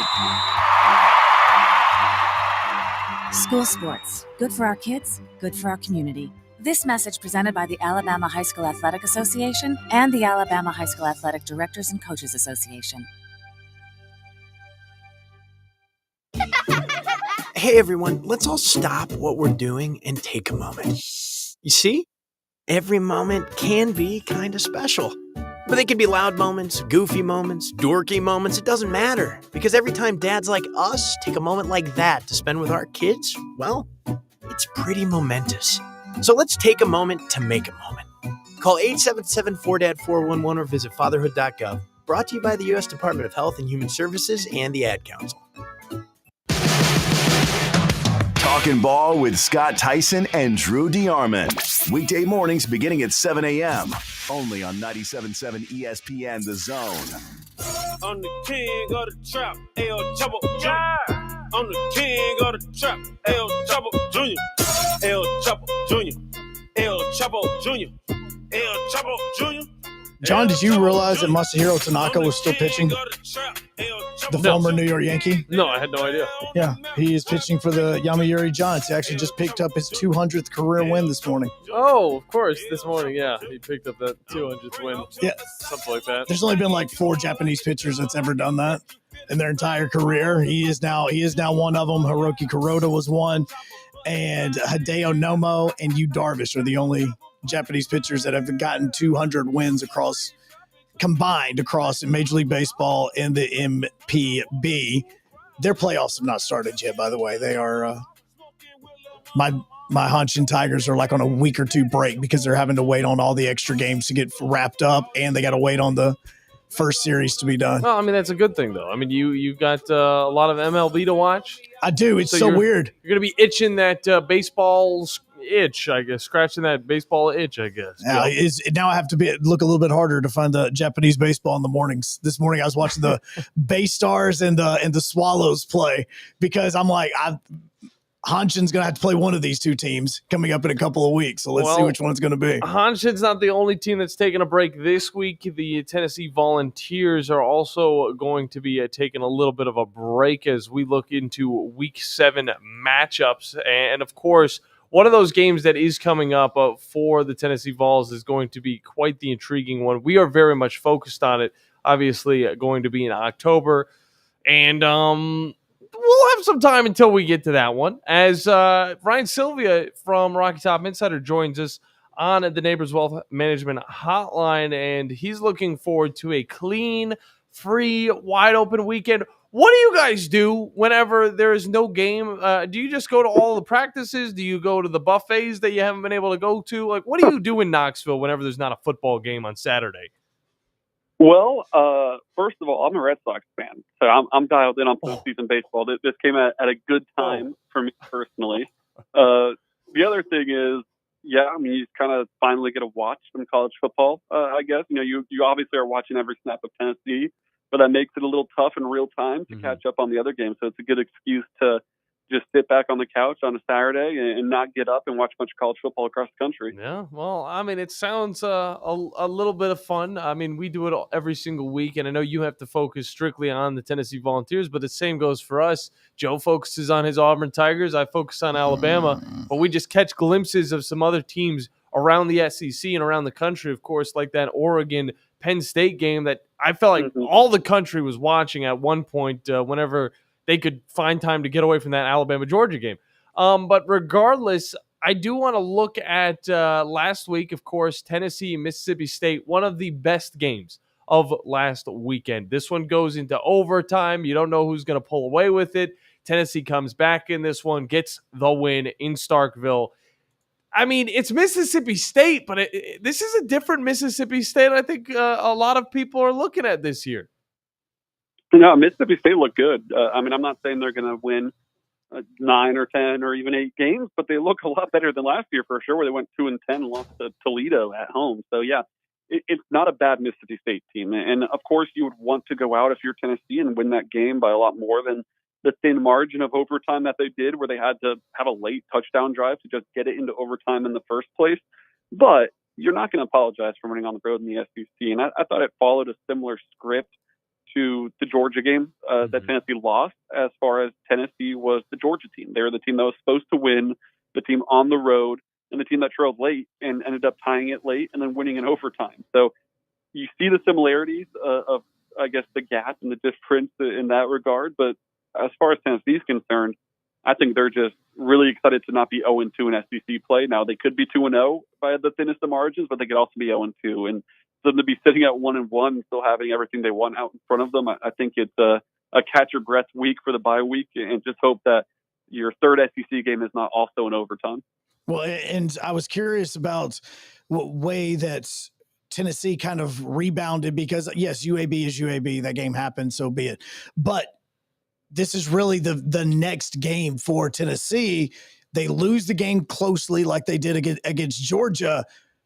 What did you guys see, and how did you feel about the way that this Tennessee team responded, regardless as to who it was, but actually being able to come back and complete the comeback, unlike what happened against Georgia? Yeah, I think it's the end of the game that sticks with you more about how there was the no quit, I guess. Like, there was times where you think Mississippi State converts on a fake punt and has the ball at around the 50 and the chance to essentially put the game away. And Tyree West flattens Blake Shapen on a rush, and Josh Joseph scoops and scores and gives Tennessee a lead. You think back towards the end of the game, too, where Tennessee is on that game-tying drive towards the end of regulation. There's a 4th down where if Tennessee doesn't get it at around midfield, Mississippi State gets the ball back with not too much time left. Now Tennessee has 3 timeouts. The game wasn't over per se, but it certainly felt like it could have been over really quickly if they don't convert it. Joey Agler makes a great throw. Chris Browse makes a great catch, keeps the game alive. You're down in the red zone. It's 3rd down in 1, and David Sanders, a true freshman, who's playing like his 5th snap of his college career at that point, has a false start and moves you back 5 yards. You're still able to convert on that 3rd down. So there was plenty of mistakes. There's plenty of stuff on defense, on offense, on special teams with a muff punt that they'll want back. But at the same time, you finish strong, you stay together, and you kind of give yourself a fighting chance going forward, where You would hope Arkansas is not too much of an issue given everything that's going on in Fayetteville right now, but it is an SEC game, and the margins of the SEC are thinner than ever, and you just kind of feel like you have to get to 10 wins, I guess, and that gives you a good shot to get in the playoffs. Now, you only have one more loss to do that, but that makes every single win count even more. Yeah, and there is a little bit of similarities between the quarterbacks for both of these teams, Arkansas, of course, and Joey Aguilar. Both of them are at 5 interceptions, and this mainly started whenever they got into SEC play. For Joey, it started against Georgia, few interceptions there, one against UAB, and then 2 more against Mississippi State. Is this the concern that we had for a guy coming in from Appalachian State that's a little bit trigger happy for Joey Aguilar? Is this what the biggest problem you think that he has so far, or has there been anything else that has kind of jumped out at you? And how do you think that he could fix this getting through this SEC slate? No, definitely the biggest concern coming into the year was you turn the ball over a lot at App State. So what's that going to look like when you're playing SEC defenses and those windows are even smaller and you got to fit in a bunch of throws that maybe you could have got away with being a little less accurate at a lower level. Yeah. I haven't had too much of an issue, though, with it. Like, the number looks bad. I think it's at 5 right now. But when you look at the way that they came, it's the 2 against Georgia, the one an arm punt, and it was a 3rd down and picked off on a deep throw. It's not the biggest deal in the world. I mean, it's, I guess, his fault. Like, it wasn't the best throw, and it was into, I think, double coverage. But it's not the end of the world. The other one, Braylon Staley just slips on the route, and it goes right to a defensive back. And if Braylon Staley doesn't slip, it's probably a 1st down. The one against UAB was one that it hit off it was bounced into the air off of a receiver, but it was probably defense pass interference that wasn't called. And then you look at the 2 at Mississippi State, and they weren't great throws. I'm not going to say Joey Aguilar's blameless in them, but both of them hit Miles Kitselman in the hands and get popped straight into the air and into the hands of the defensive back. So it's not like his interceptions are making the wrong read or completely whiffing on a throw. It's kind of a lot of excusable ones. Now, the excuses don't matter when Mississippi State or the opponent has the ball and scores a touchdown off a turnover. Like, it doesn't matter whose fault it is, it happened. But I think it gives you a little bit more confidence that while the number's higher than it's ever been for a quarterback at Tennessee under Josh Heupel to this point, it's not something I think you're like sitting there worried about every time he throws the ball. No. Don't be a pick, don't be a pick. I think there's still a lot of confidence that he's making the right decision. He's accurate with the football and overall, obviously. I mean, he leads the SEC in passing yards right now. He's been terrific. Ryan Sylvia with Rocky Top Insider is our guest, and that's the one thing I really like about this Joey Aguilar guy. He is very confident, and he's got a lot of swagger to him, and I like to see how much he can grow, but he's got to grow a little bit quicker as we look towards the Alabama-Tennessee matchup, of course, 3rd week in October. But there is a lot of adjustments to be done. We were talking to Ben Garrett earlier from Ole Miss on 3, and they're also going into a bye week after coming off of a big win.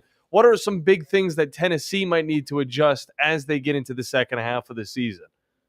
Well, I think the defense has been, I guess, a little underwhelming given what it looked like last year. I mean, there might not be a team in the country that looks more different from last year to this year than Tennessee, where a year ago, the offense couldn't put up a point in the first half of their SEC games, and the defense was lights out and debatably the best in the entire country this year.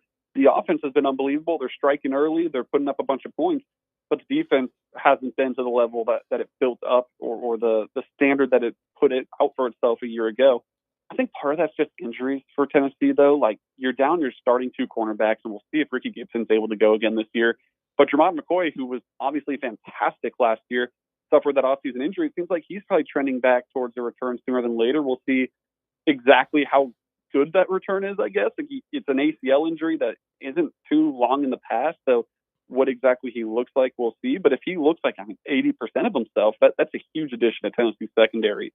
Up the middle, you got Jackson Moore back last week, defensive tackle. You're probably getting David Hobbs back after this bye week, too, against Arkansas, who gives you a bunch of depth that you need at defensive tackle. So adding Jermod McCoy back, potentially, adding David Hobbs back, potentially, getting a couple other guys back recently as well, I think that can just be the biggest difference in why this bye week's so timely for Tennessee is if you can get Ty Redden off the field a little bit more. Now, he's been good for being a true freshman, but it's a tough spot, and Georgia picked on him. If you can feel a little more confident in man coverage with Jermod and Colton Hood at corner instead, if you can plug up the middle a little bit better with some depth at defensive tackle, I think the defensive run game improves, and you're able to stop the run a lot better, which then just kind of opens up everything on the defense. And if you're able to play complementary football and have that offense rolling like it has been, it's going to be a tough team to beat, that's for sure.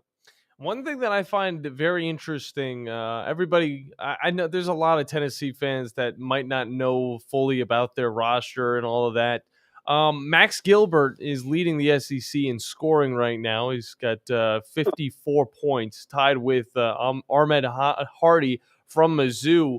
How did you feel about him coming out of the last two games? He looked good against UAB, but the week before, huge confident destroyer against Georgia. But how did you feel he has come back from that with all of those questions around him being a top ranked kicker within the SEC? And it's certainly a hold your breath right now with him, and that's not to say he's not a good kicker. Like, he's proven that he can be a good kicker. It is just like he said, it's a confidence bag breaker when you miss the game winner in a game like that. Like, that's a tough thing to mentally reset from. I think the good news for him is he's proven that he's able to kind of snap and clear in the past. And against Mississippi State, funny enough, last year at home, he had an awful game. And the next week against Kentucky, he came back and he was fantastic. It was the best game of his career. Now, that means he had the most opportunities that you've had, but he was really good in that game and hit a bunch of field goals and set career highs and did this and that.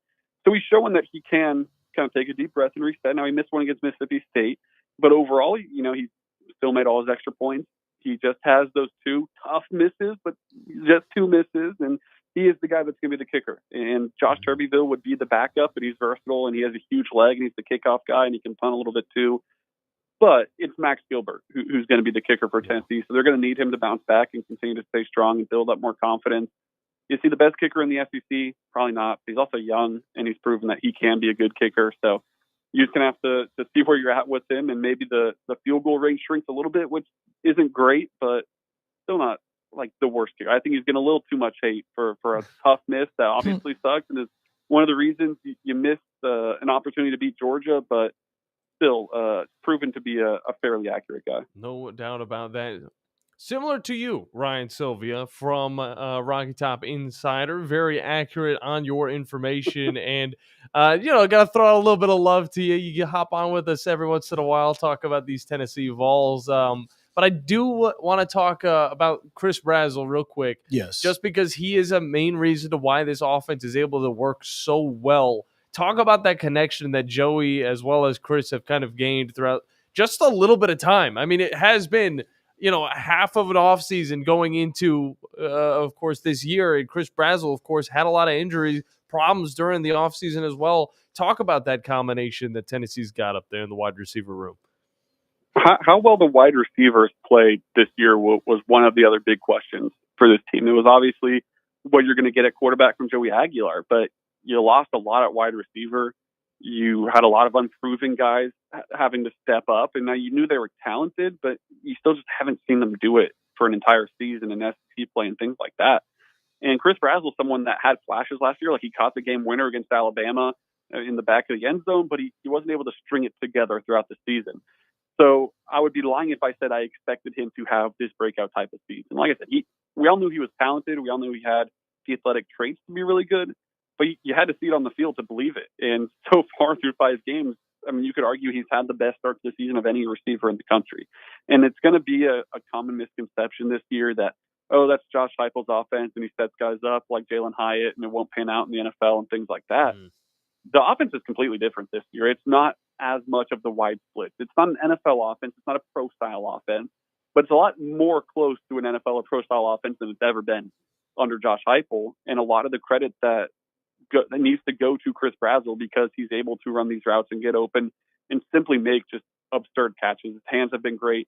He's got the height to just go over every defensive back that's on him. It's been an unbelievable year for him. He's going to be in the Blitnikoff conversation. We'll see if they want to give it to a Tennessee guy twice in a 3-year span or 3-year span. That's how long it'll be. But man, he deserves all the credit he's gotten so far. Yeah. He's just it's been unbelievable to watch him play. Dangerous down the field. Always something to look at whenever he's sprinting at full speed. It was similar to a Jalen Hyatt thing, the 59-yard touchdown reception that he had. Joe, what you got for him? Well, and I'm curious about what else is going on this week, because a lot of times during the bye week, coaches use this time to try to recruit really well. And they try to, kind of catch up on that as we're getting closer to National Signing Day coming up into December. What is on task right now, I should say, for Josh Heupel and this staff going into this bye week when they can travel a little bit? I mean, there's nothing that beats a game day visit when you got Georgia in town and Checker Neyland. Like, that'll be the biggest recruiting opportunity of the year. But you're right, it gives you an opportunity to maybe get out on a Friday and check out some recruits for all the coaching staff to hit a bunch of different places and try to not just recruit the 2027 class and 2028 as those are starting to get on deck, but go to those 26 kids that are in the boat right now, but they're not really in the boat till they sign, right? So you still have to keep those relationships strong and be able to finish out a class strong. And I'm sure they're still trying to add a few guys in 2026 class, but for the most part, a lot of the top guys are committed and seemingly firm those commitments. Tennessee's had a great cycle, though. I mean, if you look at 247s, not the composite, but just the 247 class rankings, I believe they're still at the number 4 class in the country on that. They have obviously the number 1 quarterback on 247 and Faison Brandon. They have 5 stars like Talisi Moa and Gabriel Ascenda and Tristan Keys, the number 1 receiver in the class. They've done a fantastic job recruiting. That was one of the bigger questions about Josh Heupel when he got the job was, is he going to be able to recruit at the level that Tennessee is going to need to win SEC national championships? Now those guys have to pan out. You have to hit on evaluations, and the 3 stars and 4 stars you bring in have to be good as well.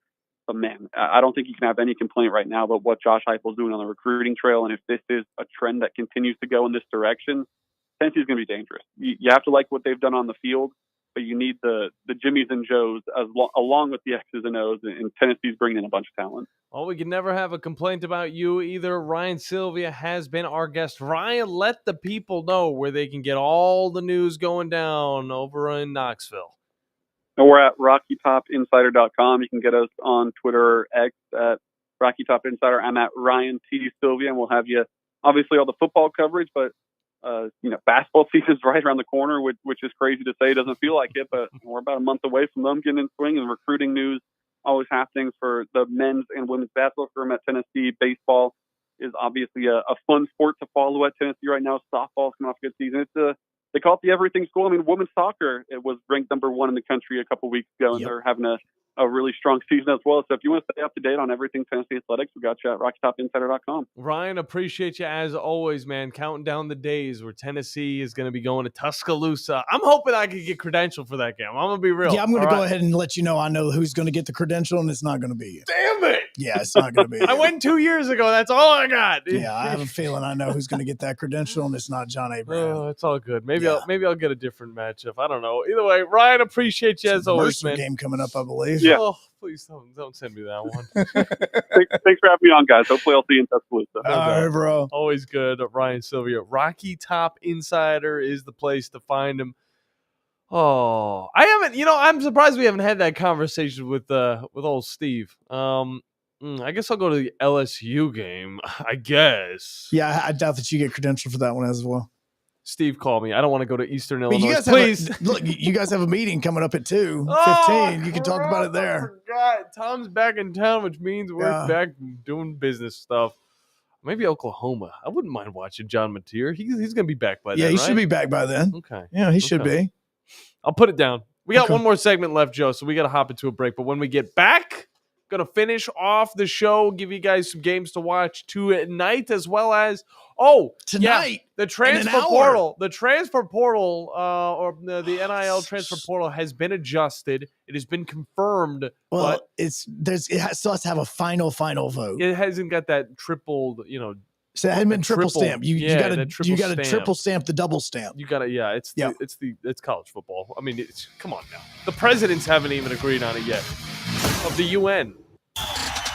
Joe Hunk, John Abraham. You can watch the Blitz live now on X at 97.7 ESPN.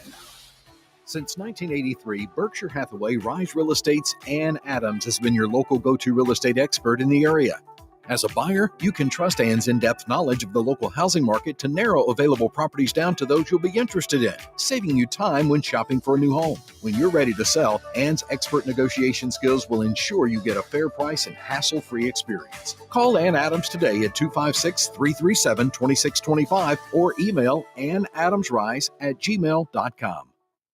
At Johnson & Hayes Physical Therapy, it's not just what we do, it's who we are. Founded in 2003 by Huntsville natives Scott Johnson and Todd Hayes, Johnson & Hayes brings exceptional care to every patient through an all-star team of highly trained physical therapists. From sports performance to post-op rehab, dizziness, women's health, and more. With 7 locations across North Alabama, expert care is always close to home. Learn more at johnsonandhayes.com. Johnson & Hayes Physical Therapy, where extraordinary care meets exceptional outcomes. At Stella at 5 Points, living isn't just about having an apartment, it's about living artfully. Imagine waking up with the upscale feel of Atlanta or Nashville right here in the heart of Huntsville. Modern, stylish apartments, open layouts, stainless steel appliances, and resort-inspired amenities. Nestled in vibrant 5 Points, you'll enjoy walkability, parks, dining, and quick access to downtown without the chaos. Stella at 5 Points. Live artfully. Live Stella. Hey folks, this is Arthur Seaton, managing partner at University Kia, proudly saying Roll Tide and War Eagle. Stop into University Kia today and shop one of the area's largest selection of new Kias, including Fortes, Seltos, Telluride, and Popular Carnival, and fully electric EV6. View all the great specials at universitykia.com and get pre-approved in minutes so you can drive home your new Kia you really want, because we want to see you in a University Kia. SportsMed is the official team physicians of the Rocket City Trash Pandas. And if the pros trust SportsMed, you can too. SportsMed provides every service you might need for complete orthopedic care, specializing in orthopedic surgery, sports medicine, joint replacement, spine surgery, neurosurgery, and podiatry. And they offer their own brace shop, in-house full-body MRI, physical therapy, walk-in clinic, and so much more. 4 locations and on the web at sportsmedalabama.com. The state's largest orthopedic group is growing to meet the needs of the patients in our community. The Orthopedic Center has long been the most trusted name in orthopedics in North Alabama. So as our area continues on the fast track, so does the need for premier orthopedic care anywhere and anytime you need it. TOC is proud to announce the opening of our new locations in Albertville and Hampton Cove, along with the grand opening of our newest office in Decatur. These clinics will offer the same high-quality orthopedic care you have come to associate with TOC, with the convenience of being closer to home. As a patient, your time is your most precious asset, and we recognize that at TOC. That's why we are also proud to announce the opening of our urgent ortho clinics to handle those bumps and bruises that need prompt attention. These clinics are available to care for acute orthopedic injuries with no appointment necessary. With 38 physicians, 20 centers of excellence, and now more than a dozen locations to serve you, TOC will continue to be the name you turn to for the best orthopedic care at the right time. Visit our website at visittoc.com for more information. TOC, helping you live a better life. We are a championship school, and school is in session. Makes a catch, makes them bang into each other, stays on his feet, breaks a tackle, scores! Join us Saturday as the Crimson Tide take on Vanderbilt at Bryant-Denny Stadium. Our coverage begins at 11:30 on your home for Alabama football. Your home of the Alabama Crimson Tide is 97.7 ESPN, The Zone. Tom Abraham here from my friend Mike Owen at Owen Home Appliance Center. You know it's hot outside, so cool down with an upright or chest freezer in stock at Owen Home Appliance Center. And don't let those beverages get hot. Get an under-counter ice machine with a built-in pump for just $12.99. Or how about a fridge out by the pool or in the garage for extra cold drinks? You can get a scratch and dent 18 cubic foot refrigerator for just $3.49 while supplies last. Go to owenappliance.com to learn more. That's owenappliance.com. There's power in caring when it is put into action. Each year, our bankers serve on nonprofit boards, support our local educators, and volunteer with our hometown food bank. I'm Bobby Humphrey, Vice President of Business Development for Bryan Bank, and community service is just not a line item in our mission statement, it's who we are. Because after all, Alabama is our home too. That kind of commitment to community might not be what you would expect from a bank, but it's exactly what you can expect from us. Give us a call or stop by one of our 2 offices in the Huntsville area and experience unbeatable service and legendary results. Bryan Bank Equal Housing Lender, NMLS ID 2428943, member FDIC. Talking Ball with Scott Tyson and Drew DeArmond. Weekday mornings beginning at 7 a.m. Only on 97.7 ESPN The Zone.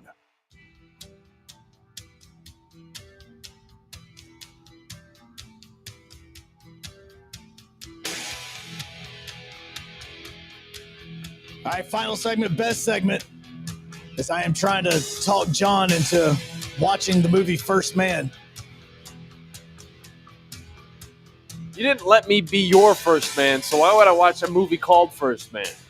You're like my first mate over here. I guess. I mean, that's kind of the same. I'll be right hand. Come on, man. I treat you better for over there than the other show does.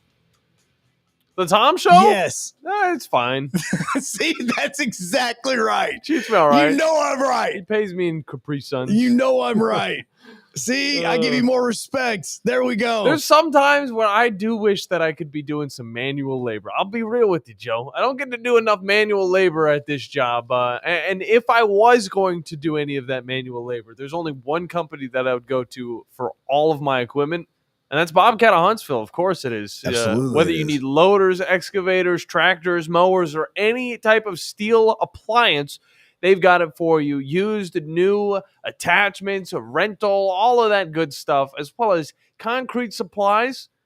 Oh my gosh, they got it all. It is Bobcat of Huntsville right off of Highway 20. Look them up or call them at 256-895-3311. Joe, you seemed a little bit annoyed with that double stamped, not triple stamped, but double stamped ruling on the transfer portal window. Well, I still think that it's idiotic to have the transfer portal window during the college football season. I think that's still dumb. And I know it's the playoffs, and I know that majority of the bowl games are over with, but you still should respect what is going on the field. Like a lot of times what you're seeing is, unless it just has to happen, the NBA, Major League Baseball to an extent, either in the NFL, they all kind of have this agreement of like, hey, let's not do something that would actually interfere with what we are trying to put on the field as a product for ratings. Yeah. Don't make a hire during the World Series. Don't make a hire during the NBA Finals. Don't make a hire during the Super Bowl. Like, don't do that. Like, either do it the week before so that it can be talked about on Radio Row for the Super Bowl, or just, or just wait until after the Super Bowl so that, the moment the game ends, the very next morning you can wake up and boom, here's the hiring news. Mm-hmm. The NCAA in college football just cannot stop getting out of in their own way. And it amazes me at how dumb they can be in a lot of decisions, because this doesn't make sense to rush something like this when now, yes, it's going to be after National Signing Day, but at the same time, that also now basically mutes National Signing Day, because unless you're like a top 50 player, nobody really cares if you sign, because everybody's going to be focused on that January 5th through the 20th or whatever it's going to be that you can hop into the transfer portal. Yeah. Speaking of signs, Alabama actually got a 2027 commit, Jatori Williams from Phoenix City, Alabama. So that's a good little addition for them. He is a 4-star on both 247 as well as on 3. Maybe going down in facilities when he goes from Phoenix City. I'd love to see him join Alabama this year, honestly. Dude, inside offensive lineman. Come on now. Look up the pictures that have come out when Phoenix City last weekend played IMG Academy. I thought they were playing this week. Maybe it's this week, but they've shown pictures of what both the facilities look like for both of those football programs. Yeah. How are their facilities better than Auburn's? I mean, really? I don't know. It's ridiculous. It's ridiculous. It just means more at IMG and Central. Does mean more. It doesn't mean championships. We don't even care about championships at IMG. You guys just care about, IMG is all about just developing players and playing Bishop Sycamore. Remember that? God, they murdered them. It's not a real The school. company is Eagle Masonry and Insulation, but did you know they're also Eagle Landscaping and Dirt Work? Eagle can take care of all your landscaping needs, including irrigation, sod work, and planting, both plants and trees. On the dirt work side, Eagle can grade and build your pads, haul dirt in or out, and even do erosion control. Philip Love and his team can do it all for you. The website is the same, insulatewitheagle.com, as is the phone number, 256-755-1556. Give them a call and see what Eagle can do for you. Eagle saves you time. Eagle saves you money. Your customers deserve the best, and so do you. You invest in your customers with your heart, soul, and skill. Well, it's time to